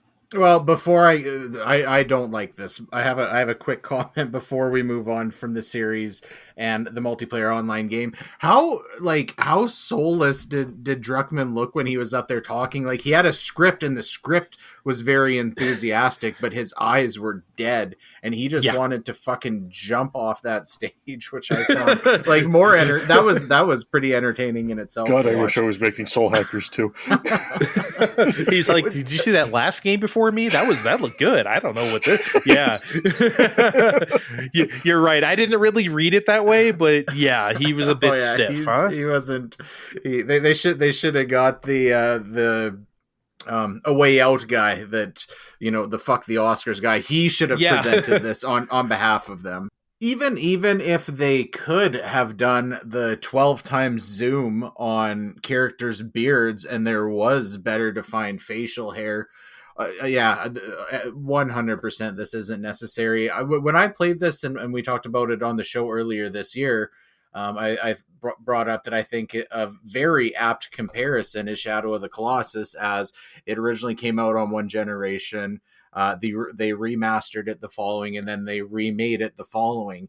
Now, that was a very specific circumstance, and I would say even between PS2, PS3, and PS4, that very rarely should have ever slid. Now, because Blue Point did it, such good justice, that one slid. I don't think going back from PS2 to PS4, that was really justified to have 3 generations in a row of the same game. But now when we're getting in from PS3 to PS5, there's absolutely no reason for this at all. I don't know. Okay, so watching that trailer in itself without the comparison, you could have literally given that trailer to me, not told me it was a remake, and I would have said, yeah, I just played this game a few months ago. It was great. Yeah. That's all there is to it. Yeah, I don't get it, man. Maybe they're just not. The only thing I can say is like maybe they just didn't show the stuff that could really be upgraded by PS5 and necessitates a ground up remake. Like maybe there's some cool environment stuff like flora and fauna, like vines and stuff are growing all over this, you know what I mean? Like that stuff could look cool, but they showed like really they focused in on the characters as if we were going to be impressed by that, and we were not at all. The only way I would have been able to get excited about this is if they like went way off the wall and did something super fucking weird with it, and they said we're like overhauling the story and doing something wacky. Maybe then. But I'll put it this way, Steve, I don't think has played any Last of Us game. I guess this is going to be the one you're going to play now, right? Or nope. What? No? Why? I have The Last of Us Remastered is on the new service. Why pay $70 for a slightly huskier beard when I already can just play this other one which is going to largely be the same? Look, I know I get picked on for wanting for being on team. It wouldn't be so bad to have Wind Waker on my Switch too, but at least in that case, I can make the point that it's not available. In this case, Last of Us is already available easily on my PS5. I'm I don't with need you. it to be made. I don't need it to be made re-available on the PS5. I would have to guess you are losing absolutely nothing by making that decision. I mean, I'm not in the biggest rush, but and I'll certainly wait to see what comes of this but I can't say I have a lot of faith. I don't know. If I hadn't played The Last of Us before and I were interested in playing it, I would wait for this new version. I don't see why I wouldn't. I mean, Why wouldn't I want to play the latest one? If I'm gonna wait, I mean, I remember I still don't have a fancy TV. It's so. If anything, I'm gonna mostly cap out at 60 FPS. I'm not gonna get your 120. 4K bloom, whatever you all like on. Well, with the way they're building it from the ground up, they probably wouldn't even do. I mean, that's another thing too. They could just. I feel. You know what? That's it. It just hit upon it. I feel like they could actually trick out the Last of Us remaster for PS4 and like make that a super duper PS5. I actually think that would have been a more. And it probably 5%. And it's not the first game they have done. Yes. Been done doing that with. I agree. And it wouldn't have like a ground up remake, Kevin. Like the money they're going to sink into this for no reason. You know, I mean, look, it's not my money. Really, but why Naughty Dog? Like, I feel like they've proven multiple times that they can come up with a brand new, fresh franchise and have it be like the fucking premier thing on PlayStation. So you know, the Last of Us has been. They've been played out. They've played that franchise out for long enough. They should be focusing their time on something new and big and exciting, and people will be there and they will buy it just off the brand name recognition. And then they've got another fucking franchise that they can milk for another 8 years if they really feel the need to. But like beating a dead horse, my God. Yeah, it's a lot. It's too much. But that's where we're at. I really wish they could do something else. Anyway, so that I liked the Summer Games Fest. Kevin did not, apparently, as you've heard throughout this. I thought this was good. I heard everyone talking shit. I didn't get to watch it live, and I heard everyone's grumbling, and I'm like, I don't know. I liked it. I don't know what else to say. Let me elaborate why I poo-pooed this. Number one, I feel like the pacing was incredibly fucking strange on this. It was like the first half of it was front loaded with all of these dark, gritty shooters. And then all of a sudden, like right around the time they got to High Water around there, then it's like bright colored indie games. You know what I mean? I don't know. It seemed like the pacing was weird. And I don't know. I also got the sense that like, almost all of these games were like games that were rejected from State of Play, rejected from Xbox Bethesda. Like, honestly, like, because, and I'm not like, I don't want to like shit on all of these games in a big lump pile, but pretty much consecutively, every time I would check in from, you know, scrubbing the dishes, I was like, okay, fine. This isn't something I'm going to buy. This isn't something I'm going to buy. Again, Witchfire was absolutely the standout. That was much more interesting than really anything else here. Yeah. Hey, Kevin, for me and Andre and all the other Americans at home, is scrubbing the dishes a Canadian euphemism for something? I wish it was. I don't know. Steve, I would have come on this. Oh, look, I agree with the pacing of the show because I could not stand it after the first while that I was watching it and not doing what I was supposed to be doing. Wink. But watching the trailers piecemeal was fine. I mean, they were better than last year's. You know me. I like a show. You know, I like a show too. Everything else I watched as a show. This I just the stage was cool. You'd be standing on fucking clouds that like completely blended into the background. So good job on the stage, Jeff. Good stuff. I know he listens to the show, right? Yep. He constructed it himself. Jeff constructed the stage himself. Every year he builds a new stage. And then he donates the old one as a little orphanage for puppies or something. I don't know. Why do puppies need that stage?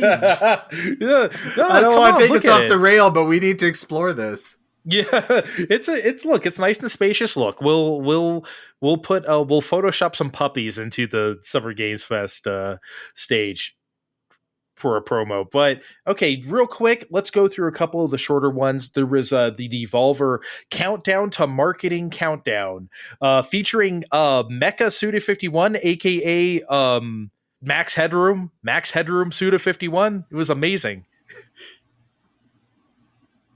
Nobody? Okay. That is look, I barely know what that is. You guys don't know what Max. Okay, Jesus Christ. Anyway, they showed 4 games here that I'll go through real quick. There was Cult of the Lamb. It was like a Don't Starve-ish type of like survival roguelike thing, kind of like Maurice Sendak kind of vibes, right? They've been quietly showing that off in like just in tweets over the course of the year. It does look very interesting. There was Angerfoot, which you think you like, Steve. It was like a FPS where you're just kicking fools too. I have some faith. It was weird. I have some faith in this. There was the Plucky Squire, which holy shit, we'll talk about that in a second. But it was from All Possible Futures. It's a studio co-founded by former Pokemon artist James Turner. It's like a storybook game, and then there was Skate Story. So it's like a skateboarding demon made out of glass, almost. It looked like that's had potential. Yeah, you like the skateboarding stuff, I remember. So let's just talk about them all at once. Let's just start with the Plucky Squire, because me and Steve, anyway, this was the absolute best thing we saw over the last 2 weeks. Holy shit, this blew me the fuck away. Like, Jesus Christ! I know you're a Pokemon person. You like his art or whatever. That's. I'm not even coming at. I didn't even know that was him until later on when he came out and said that was it. Because, okay, a few days before the show was gone, he announced his resignation from Game Freak. He's like, okay, I'm moving on to greater pastures and all that.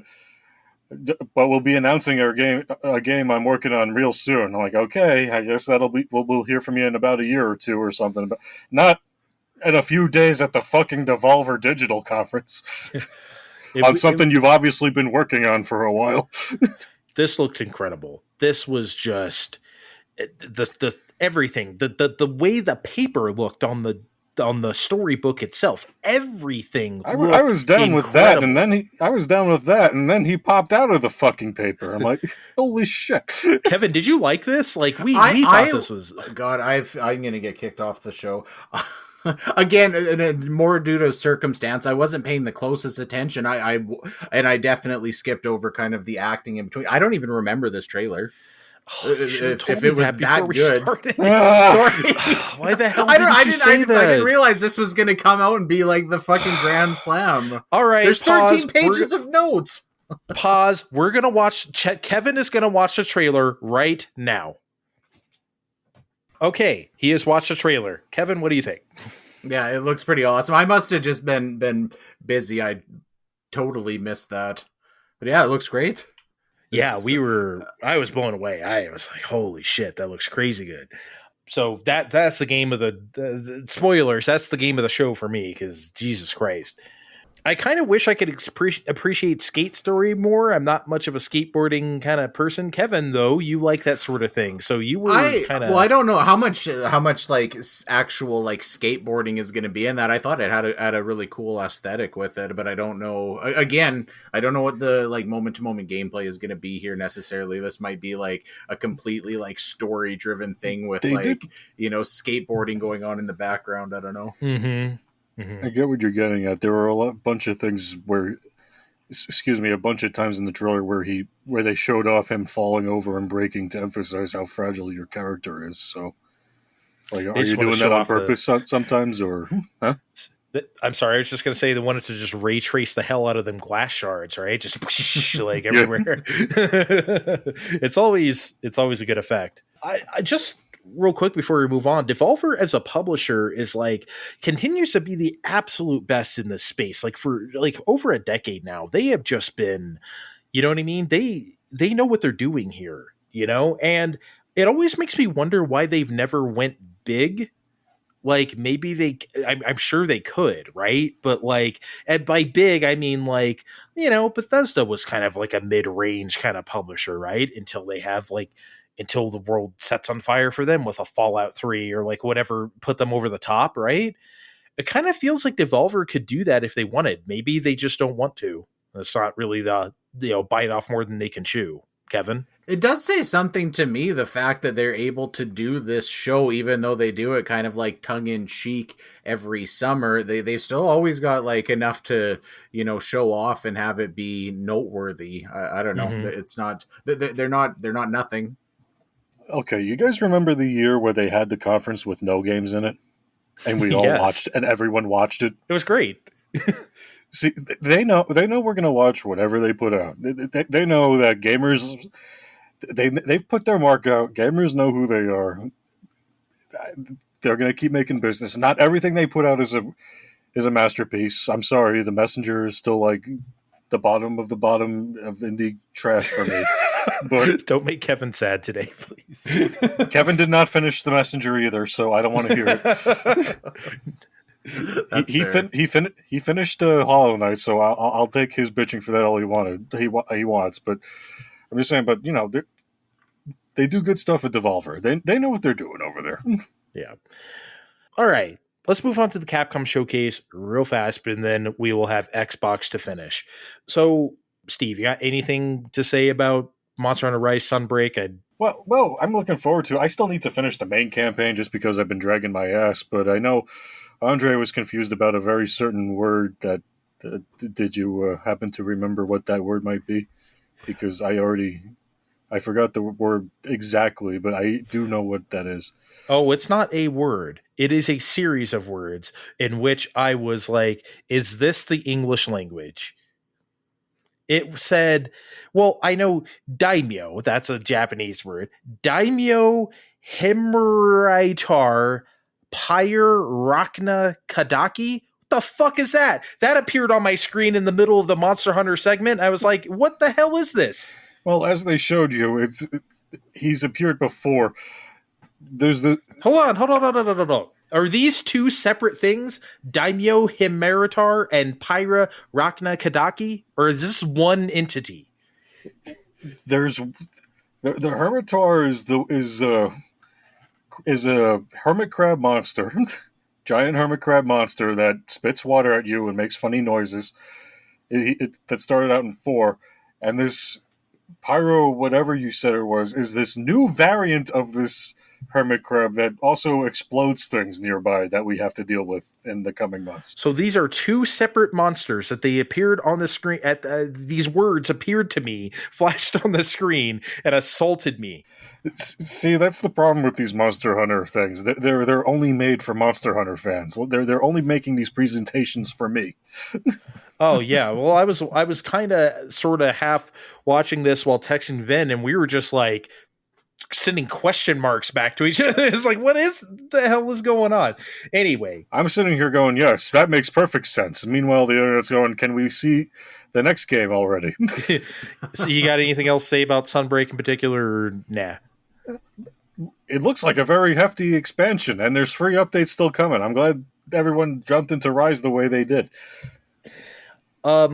So they formally sort of showed Capcom Arcade's second stadium, which came out July 22nd. And the announcer was very careful. She was like, Saturday Night Slam Masters, Black Tiger, Magic Sword, Eco Fighters, and more. She skipped over all the redundancies that are in this.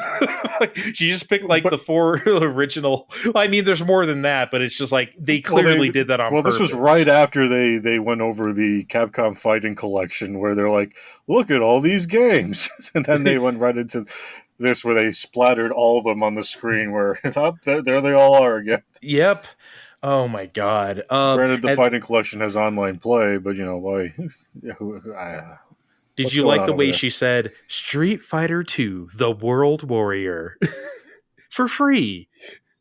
The World Warrior.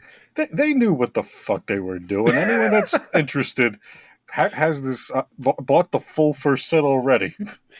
All right. Maybe Kevin got a free copy of Street Fighter 2: The World Warrior. On You ever all play the Street Fighter systems. 2, Kevin? I know you haven't played like all the retro games like us, but have you have you played Street Fighter 2 at least? Come on. What did I do to you? Did you download it for free on Capcom Arcade Stadium?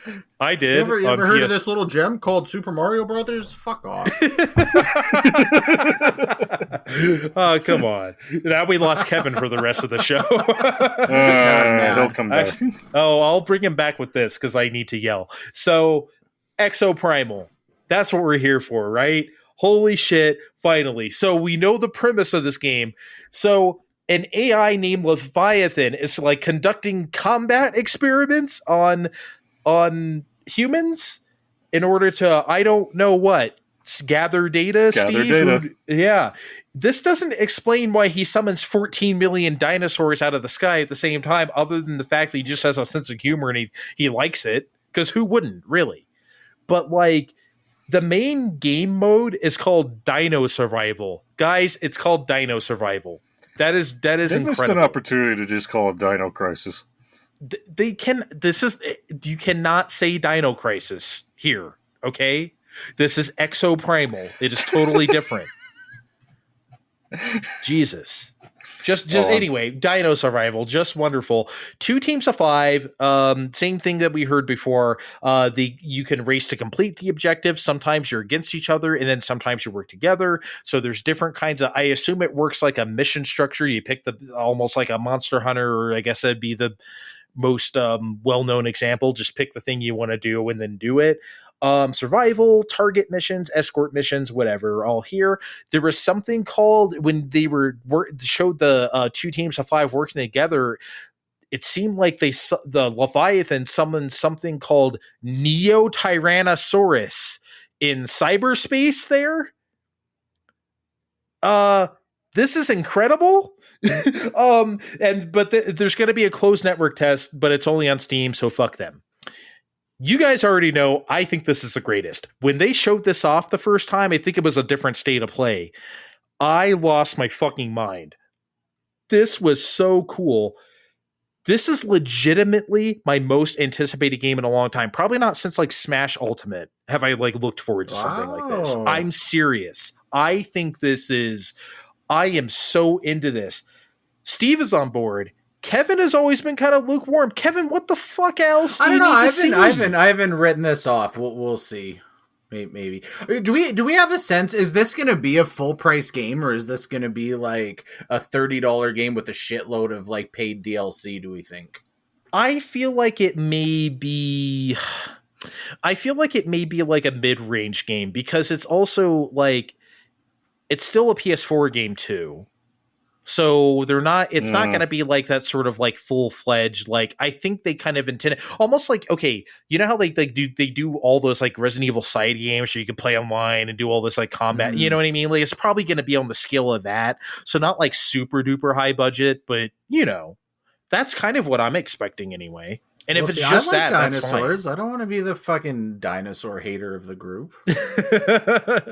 Neo-Tyrannosaurus in cyberspace sounds cool.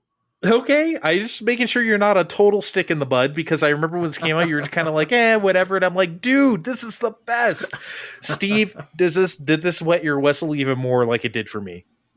I mean, my whistle was wet before. I saw the first trailer, and the only problem was, oh, geez, I don't have a PlayStation 5, and now I have a PlayStation 5, so all my problems are solved. We just wait for the game now.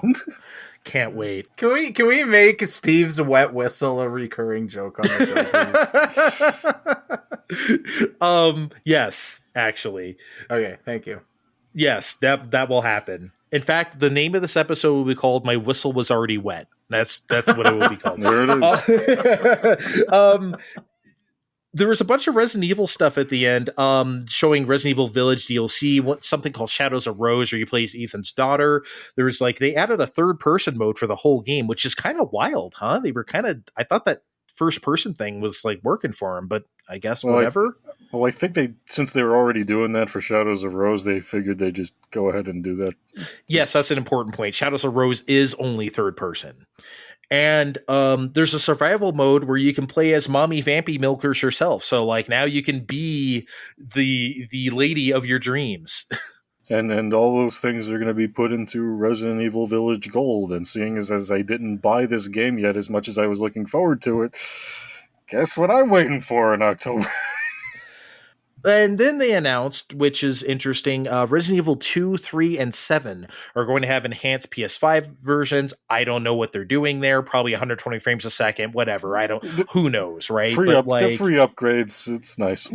Yeah. Can we count how many mainline Resident Evil games were not mentioned in some way, shape, or form over this fake E3 season?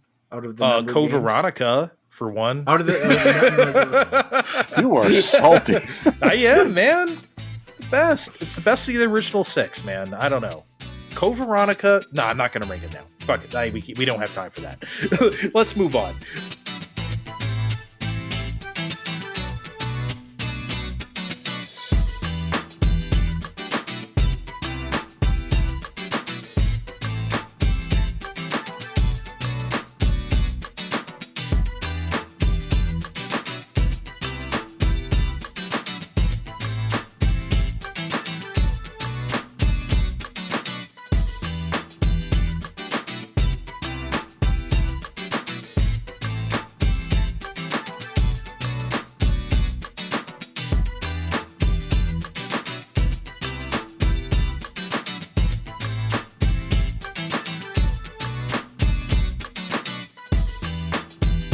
So that was okay, but now we're going to end with the Xbox and Bethesda game showcase. Kevin is the only one here who owns an Xbox, so let him be our guide.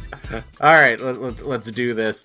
I thought it was kind of weird they started off with Redfall, so spoilers, they also ended with Starfield, which are kind of the two big games that they recently got shit on for delaying, so that seemed like kind of awkward bookends.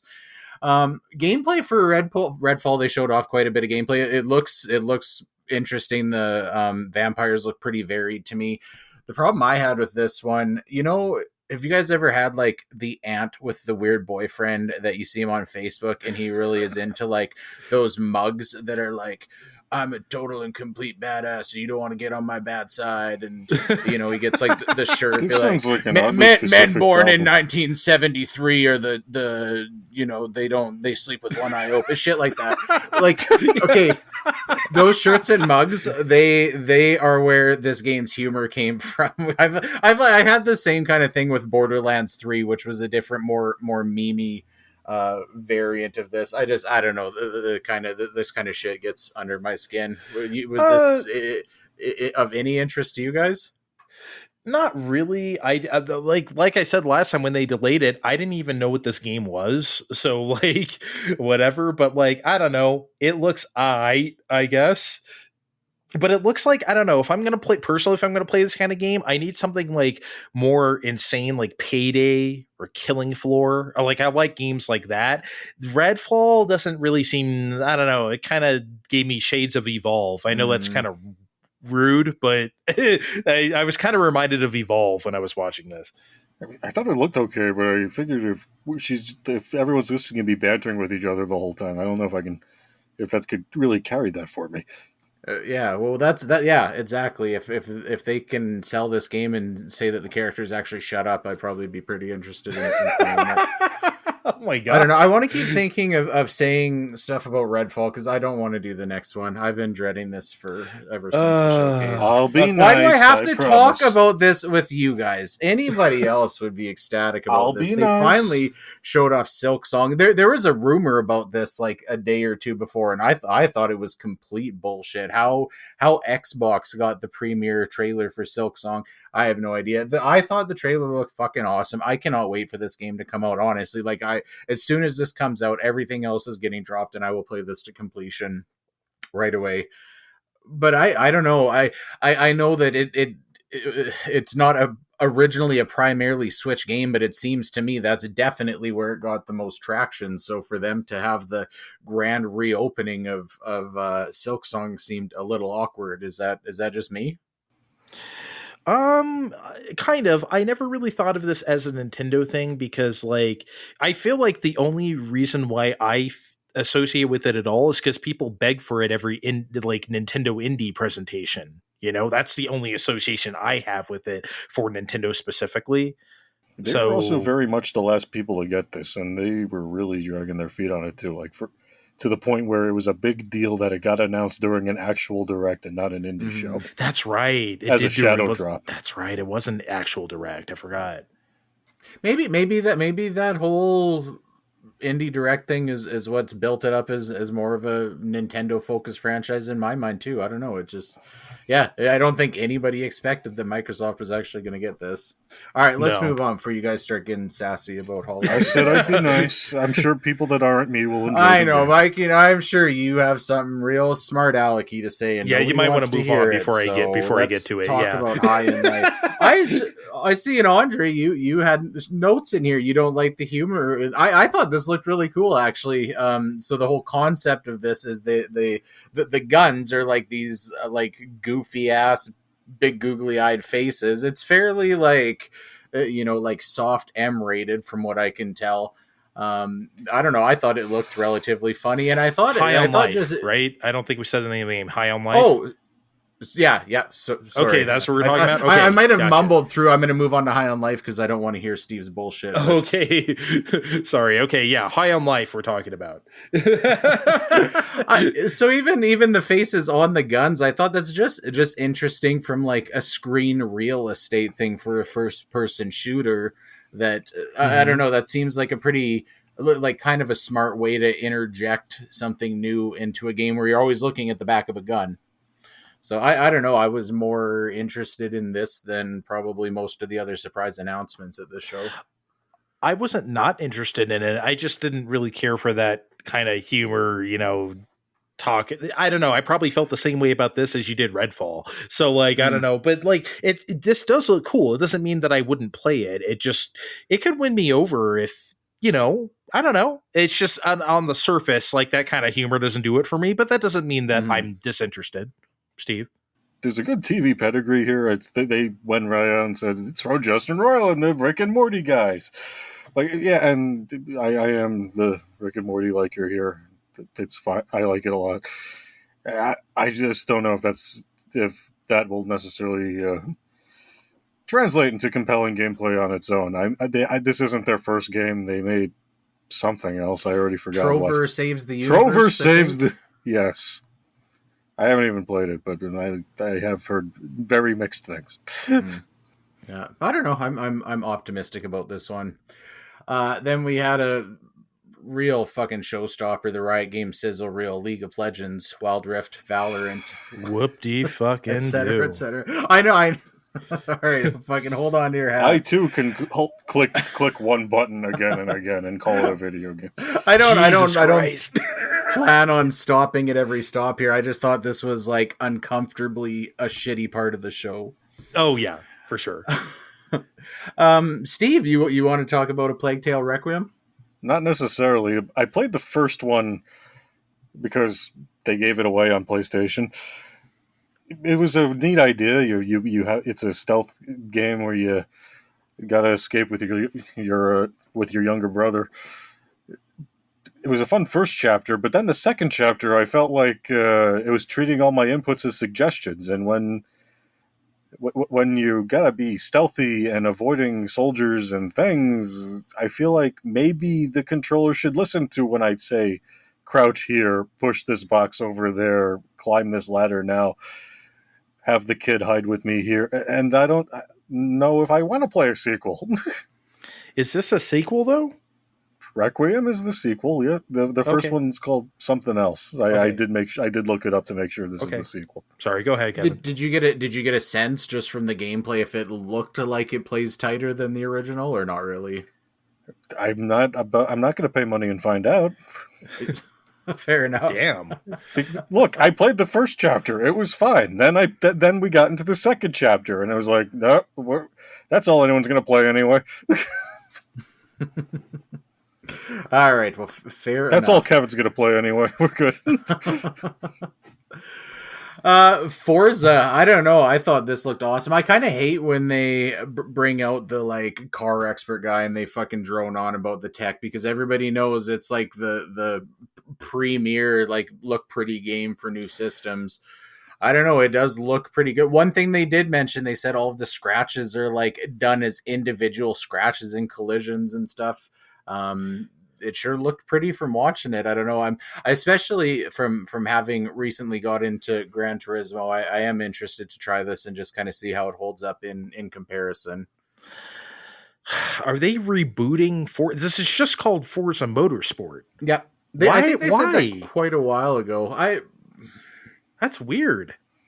Once the numbers get too high, you got to start over again. So you're tricked. Why did iPhone go from 8 to X?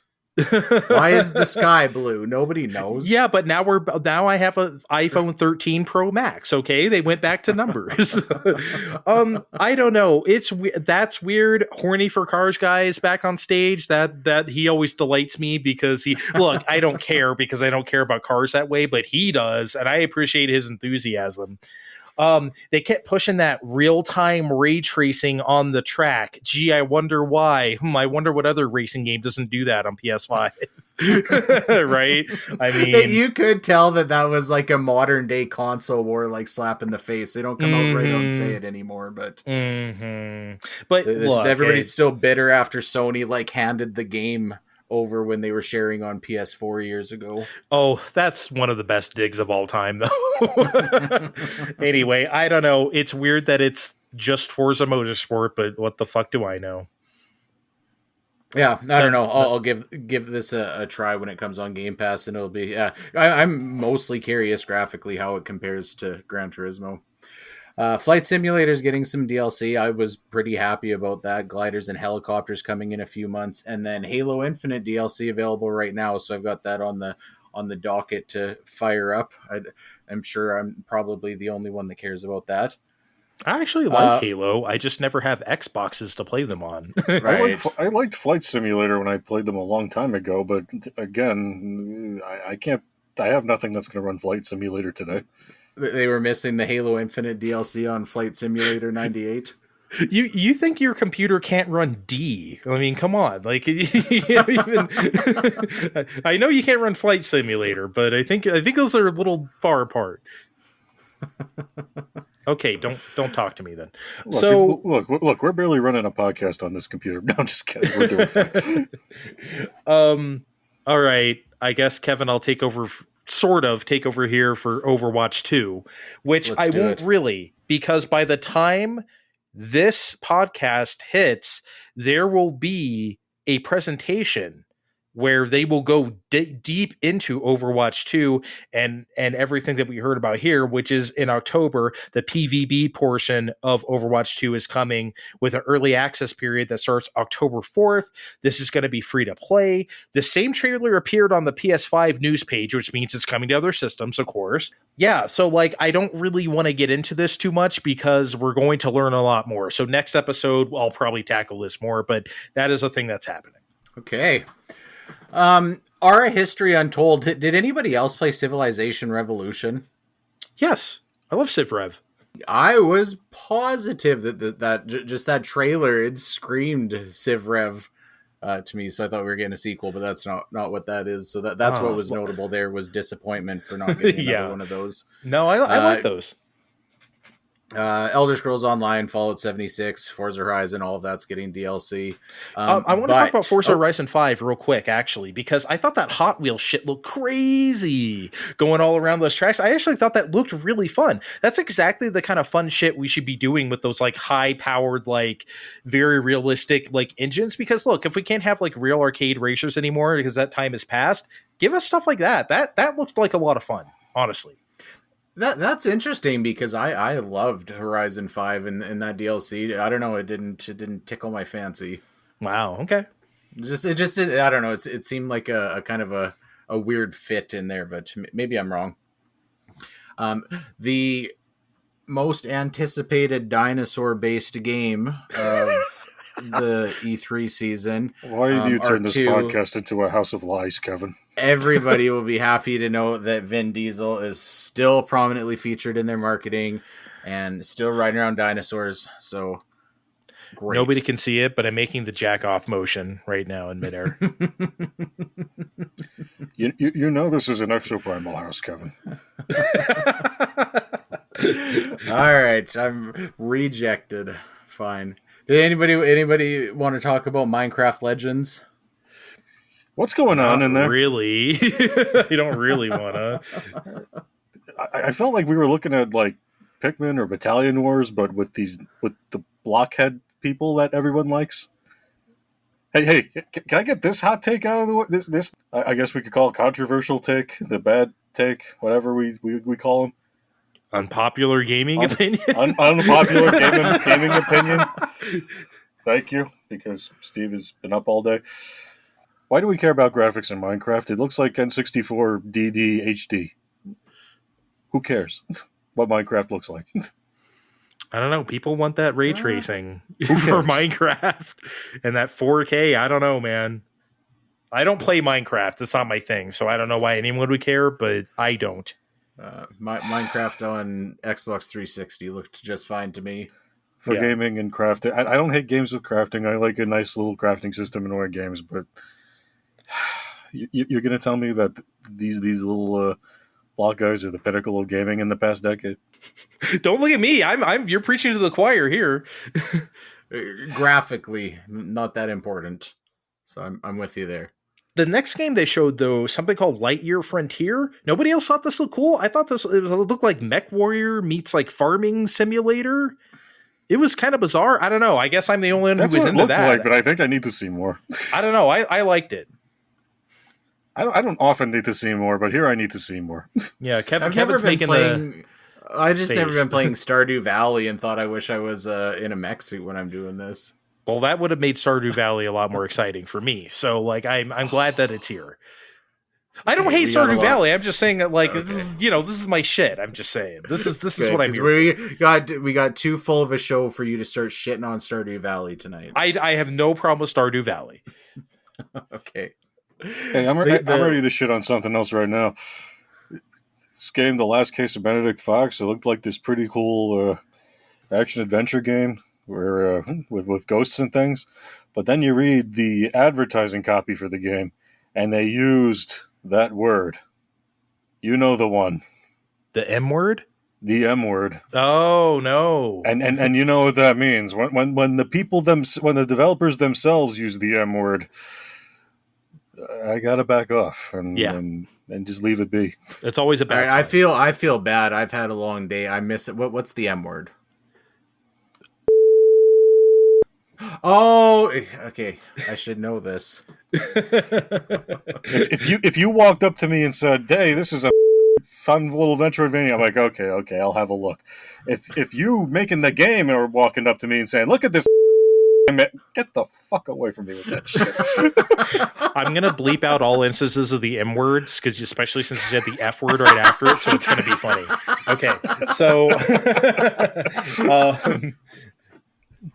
We had that Obsidian game, right? Yeah, that one was kind of weird. I don't know. It was pretty interesting. It's kind of this medieval drama game. I was really expecting them to come out and start showing this off. Like, oh, this was made by two guys in their basement over the period of 3 years, and then Obsidian's name comes up. No, I'm not, and that's not a dig on it. This just didn't look like a big developer game.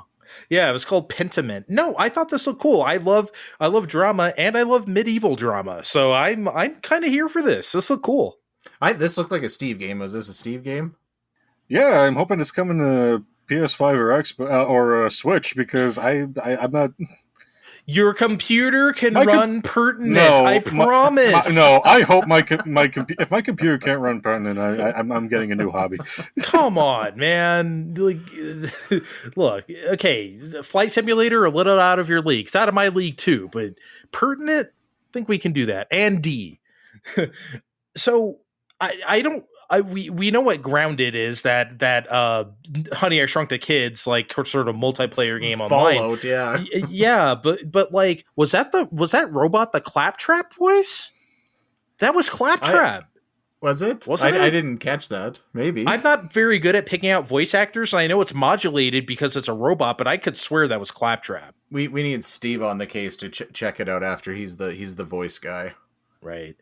So, Kevin, you're gonna have to guide me through Diablo 4 here. Yeah, this one started off weird too because honestly, I had no idea it was Diablo 4 when they started showing it off, and I specifically thought, boy, this looks fucking cheesy and generic when they started showing off the I think it was for the Necromancer class. But then once they got into the gameplay, this game looks fucking awesome. It's very open world compared to what they've done before, and it seems like they've really going to put a lot of effort into online multiplayer being integrated between a lot of people fairly well, where it's seamless. It seemed like. So I'm very much looking forward to this. Are you guys, either of you real Diablo guys ever? I played a shit ton of Diablo 3 on PS4. It's the only time I've ever played Diablo, and I had a ball. I loved playing that game. So I guess I'd be interested in something like this, but I would have to play it to see it because I'm not really a Diablo person, right? Right. So I like the idea of Diablo, but I've never given one any extensive amount of time. Oh, maybe this will be the one. Yeah, it looked all right. Probably not going to get 30 million players. Do you think? Because what, like apparently Sea of Thieves has 30 million players, they said in the trailer, and that's all I took away from this trailer, because I've always thought Sea of Thieves looks a little lackluster personally. So even if they're counting every single person that's installed that game and booted it up one time, does anybody else seem like 30 million seems like about 20 million more than it should? Yeah, that doesn't seem correct, but Steve kind of has a theory about this that I agree with. I 30 million of the players is absolutely exaggerating. But at the same time, when you look around online, there are people out there that really, really like Sea of Thieves. So, of course, you're going to keep supporting the game for them.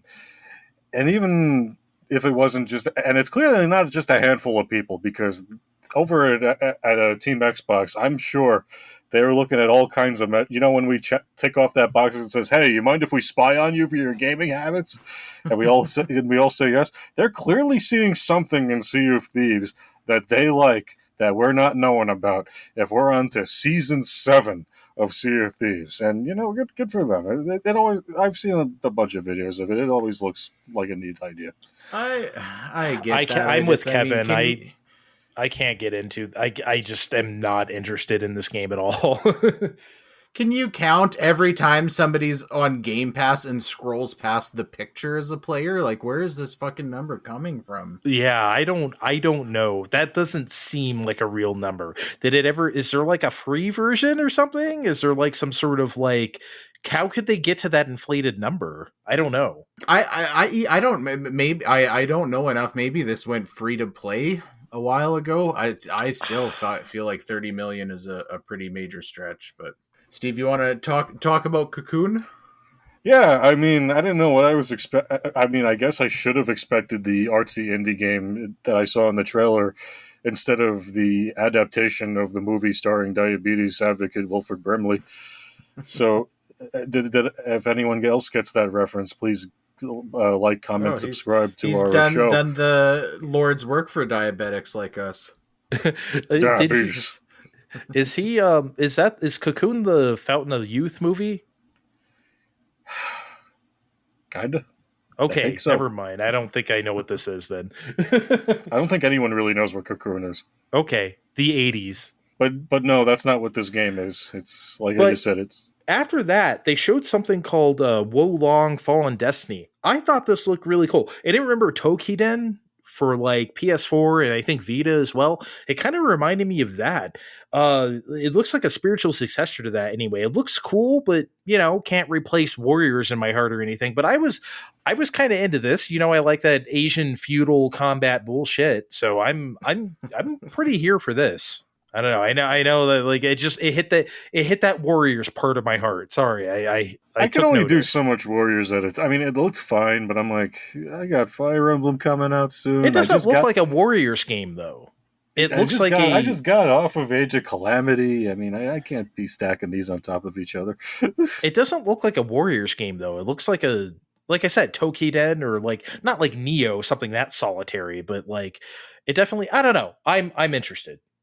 So, Kevin, we're going to the weebs are going to take over for a second. I assume this would be Take a breather. your guys' portion. So, Persona 3, 4, and 5 Royal are coming to Game Pass. Everyone's talking about this from the Nintendo angle. I think that's the least interesting angle of this, personally.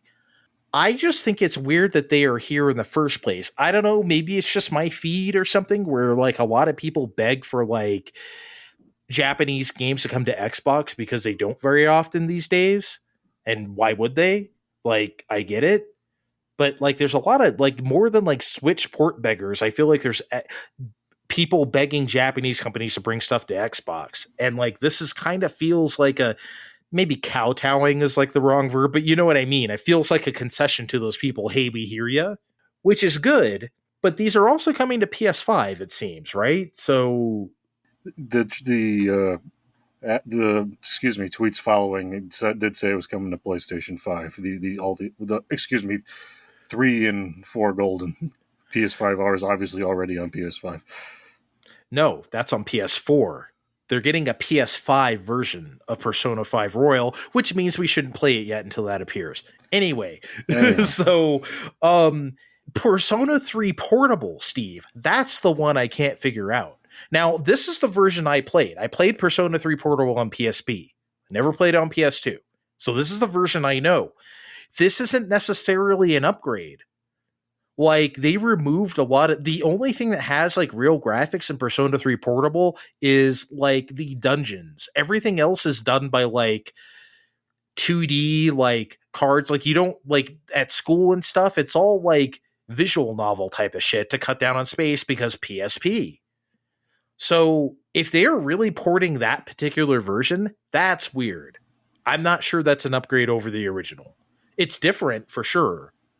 But look, I'm just taking it as I see. I'm a Megaton guy over here. All right, I say Megaton guy when I played like only a handful of them, but you know, my Persona experience is Jokers and Smash, and he's way too late for me to use, so I don't use him. well, I'll finally play Persona 4 Golden. As much of a Vita person as I was, I never did play that. Actually, I wasn't RPG time for me. So, yeah, I'm looking forward to this. This is cool. This is, for me, this is more not really an Xbox announcement so much as just a general, hey, all these are coming. But Persona 3 Portable, that really threw me for a loop. Anyway, Kevin, the man Hideo Kojima appeared for some reason.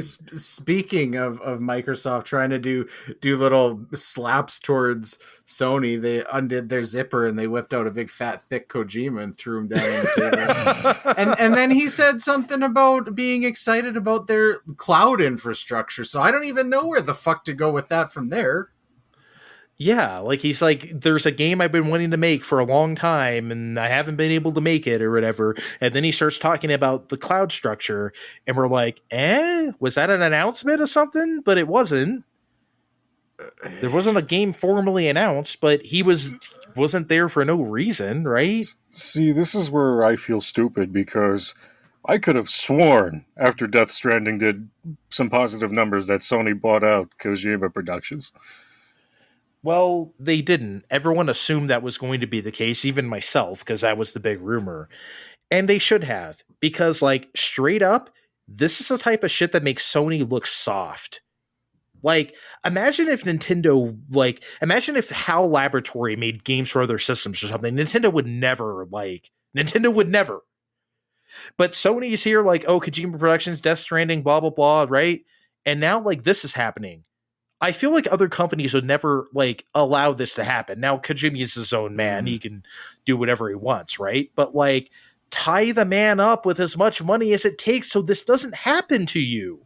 This isn't a win for Xbox. This is a loss for Sony. This made them look bad for me, like as far as I'm concerned. Like just soft shit. Really soft shit. In the end, I was more weirded out that we didn't see a game. It was just I like video games. Like, okay, so what Well, do you they make were it? very big on everything we're showing is coming within the next 12 months. So I suppose that's probably why they were careful to not really plug any detail in there. I have a question. So when he's talking about being excited about the cloud, can anybody think of any good reason that, like, anything exciting that he can actually do with that there would be a purpose to capitalize on other than, hey, you don't have to download a game? I don't know. I mean, because like, remember when the cloud was first happening as far as gaming goes, people were talking about cloud computing. You don't have to have like this hardware anymore. The cloud can help with this and that. And like, that has never materialized. And that's not going to for a long time, as long as the internet is the way it is. So like, I don't know, man. I've been sitting here going, once they figure out what the fuck to do, how the fuck to actually make it work for everybody, something like Monster Hunter, where everything eventually takes way too much fucking space, no matter what system you're playing it on. Something like that could be really helpful for the cloud. But until then, I'm really not seeing it. Yeah, I don't get it. Other I don't than know. saving sheer amounts of data on your hard disk space, I'm not. I just don't see what your what cloud can do for you right now. Yeah, I'm curious to find out more about that just from that side of it. So I don't know. I guess TBD for that one. Mm-hmm. And then they trotted out Starfield at the very end, as expected. They did a fairly extensive look at gameplay. I think it looks great, but my big takeaway there was I was pretty impressed with the Creation Engine 2. That's the first time we've really got a good look at it. Now, I'm not saying that this is the most graphically impressive thing on current gen systems, but it looks at home on this generation. I've always thought that everything that they did on the original Creation Engine, regardless of what it was, always had this like undescribable look of jank. I don't know exactly what it is. There's no defining feature of it. It just seemed like that was gone. That being said, I saw people afterwards shit talking how Starfield looked. Did you guys have any thoughts on how that looked? I thought it looked pretty good. It's very familiar, so the proof is going to be in me like playing it. You know what I mean? Because I hate to oversimplify it. I know everyone has said this. It's Fallout in space, which is great. That's not a pejorative. I love Fallout. I love space. I want Fallout in space, though I don't have an Xbox. This is cool. I'm here for it, but I don't have a whole lot to say about it other than that, just because it is such a familiar concept to us. Them doing their open world RPG stuff at this point. I don't know how much I'm going to get into like the ship building, not building, but you know what I mean? Like little community stuff that could be cool. But yeah, I'm here for it. I just don't have a whole lot of things to say about it other than Fallout in space, right? So, but that's great. I don't want to poo-poo on your party. I'm almost sure that they said that this was definitely going to be Xbox exclusive. Oh, sure. Yeah. So like I better have like I'll run it on potato mode on my laptop or something. Right. You know, I better get one of the Samsung TVs that has Game Pass. But that brings me to a question I have for Kevin. I like a good when a game person talks out of their ass about a promise they may or may not be able to possibly keep, as we know. How many do you think all of these games are really going to come out in the next year, as they say? I'm sure something is going to slip. Starfield, I really didn't think that they were going to push that back. You and I had that discussion before they did, and I remember saying, no, they wouldn't have announced that release date if they weren't confident in it. I thought so too. I was with you. So how many of these would you get just off the back of your head? Would you say are going to miss June 2023? Oh, not Silk Song. I don't know. I feel like all this stuff is pretty ironclad, especially with the way people got pissed off. They're going to release this stuff whether it's ready or not. It's got to come out now. If I had to give one that I would think has a good chance of slipping out of the next 12 months, I would say it's Diablo 4, especially looking back on like Diablo 3 was a fucking mess for months when that game released. So I don't think they want to have that play again. I'm glad I got to play it on PS4 when everything was, you know what I mean? Yeah. Like, yeah. So I don't know. I think they're going to make sure that that's polished and ready to go out the door, hopefully this time, because then they still have all of the online infrastructure shit to work out once they actually have it up at full capacity. So I don't know.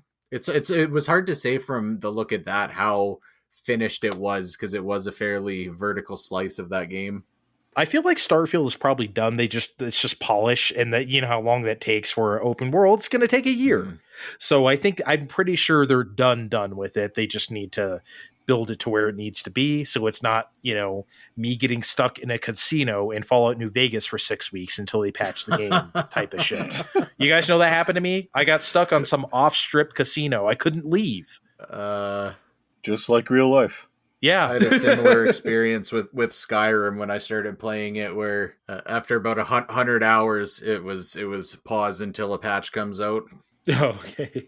Well, I played it on Switch, so the Master Sword didn't destroy the game or anything. Some real quick overall takeaway stuff from these presentations. It appears we are largely done with the last gen shackles, right? Finally. Jesus fucking Christ. Like we're done. Thank you. Been asking for that since a year ago, but yeah, I am so glad we are done with that. I just rounding out the Microsoft thing. Last episode we talked about after the Starfield and Redfall delays, whether the outcry was justified, and we kind of said, well, they've got the showcase coming up. Let's see where it's sitting then. I don't know. The showcase was not bad. It was solid as a show, but I don't think that for 2022 and up to the holiday season, there's nothing real jaw dropping that's going to appeal to the masses. I don't think they're in Xbox One ways of trouble, but I don't think that this is going to be a think about passing the PlayStation year for Xbox by any means. Yeah, they're kind of not playing it safe, but they don't really have much else, right? So they don't have the Nintendo thing where it's like, we're in a bit of trouble. Let's just release whatever the hell they have, like, Mario Baseball right now, or they always have something, So it's just like if they get in a spot, they can be like, okay, we can do this. Nintendo had the luxury of shuffling around like, Xenoblade 3 and Splatoon 3 and stuff. Like they can't, you know what I mean? Like Microsoft doesn't have that, and they kind of need to have that right now, but they don't. It's okay. You don't think we're getting a Gears of War hockey shadow drop in November? I would hella play Gears of War hockey. Oh my God. Is there a Calgary Flames jersey big enough to fit over those muscle bound idiots? Like I've seen some pretty big boys around here wearing Calgary Flames jerseys. Oh, that's so right. I forgot that's the closest thing over there. Okay, we got the Oilers even closer. Oh yeah, Edmonton. That's right. I don't know, Steve. Well, Steve kind of feels the same way. You were talking about like the holiday season and not really, I mean, I'm a little biased on Team Nintendo, of course, but they got Pokemon coming out this year, and I'm looking at all these, and around that Black Friday time, and I'm looking at all these other shows, and a lot of things are looking kind of fun, but they're also coming out next year, and next year is in Christmas, and what I was wondering was, are we finally feeling that COVID fatigue of where we're like, oh shit, we're up where all these projects are starting to catch up with us or not catch up with us, as you may see, or are we just in a situation where, since it's digital downloads anyway, who gives a fuck? I think it's what you just said. We're digital. It doesn't matter. We can release the stuff whenever people will download it. If that 71% number is to be believed, we talked about last episode with Sony's like digital downloads versus physical. Like, yeah, absolutely. I got a real quick question to sneak in here. We're talking about the possibility and rumors of Nintendo having a direct E3 style direct right before we record in a couple weeks here. Does anybody have any Hail Mary guesses they want to throw out that they can rub in everybody's face if they come true? Ooh. Okay. Metroid Prime Trilogy, right? It's happening. Shadow Drop, right? Shadow Drop. Shadow Ooh. Drop. It's a big one. Yeah, because I Steve? don't think they're going to do a retail package for that. I don't feel like that's like, why would they do that? Yeah, So- you may be right. I feel like that's going to be a digital. Well, if they do, it's going to be like 3D All Stars or something, and not necessarily limited or something, but like whatever. You know what I mean? Everyone's just going to download it, and it's going to be a thing. That's my big thing.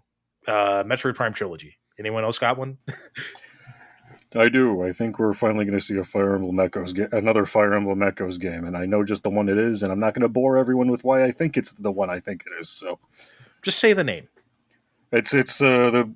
it would be the two ones Roy stars in, and it's because of the things that's been going on in the mobile game that I think were supposed to happen last year. Okay. Kevin, you got one, or All right, is that just the Russ? Hail Okay. Mary of all Hail Marys. They're not going to give any information about next hardware, but they're going to mention that they're working on a follow-up for Mario Odyssey that's going to come out with it. Oh man, I would love that to be right, but That's more wishful thinking. I would love that to be right too. That's the annoying thing. They don't do hardware in directs. They unless it's like a fancy model of something that already exists. That just gets its own announcement in the middle of nowhere. Yeah, but all they have to say is we're working on the follow-up to the Switch, and we'd like to announce that we're also working on a follow-up to Mario Odyssey that'll come out along with it. I don't know if they next gen anytime like a big mainline Mario game comes out with new hardware, it's great. always. Real quick before we get out of here, game of the show. I think for me and Steve, it's the Plucky Squire.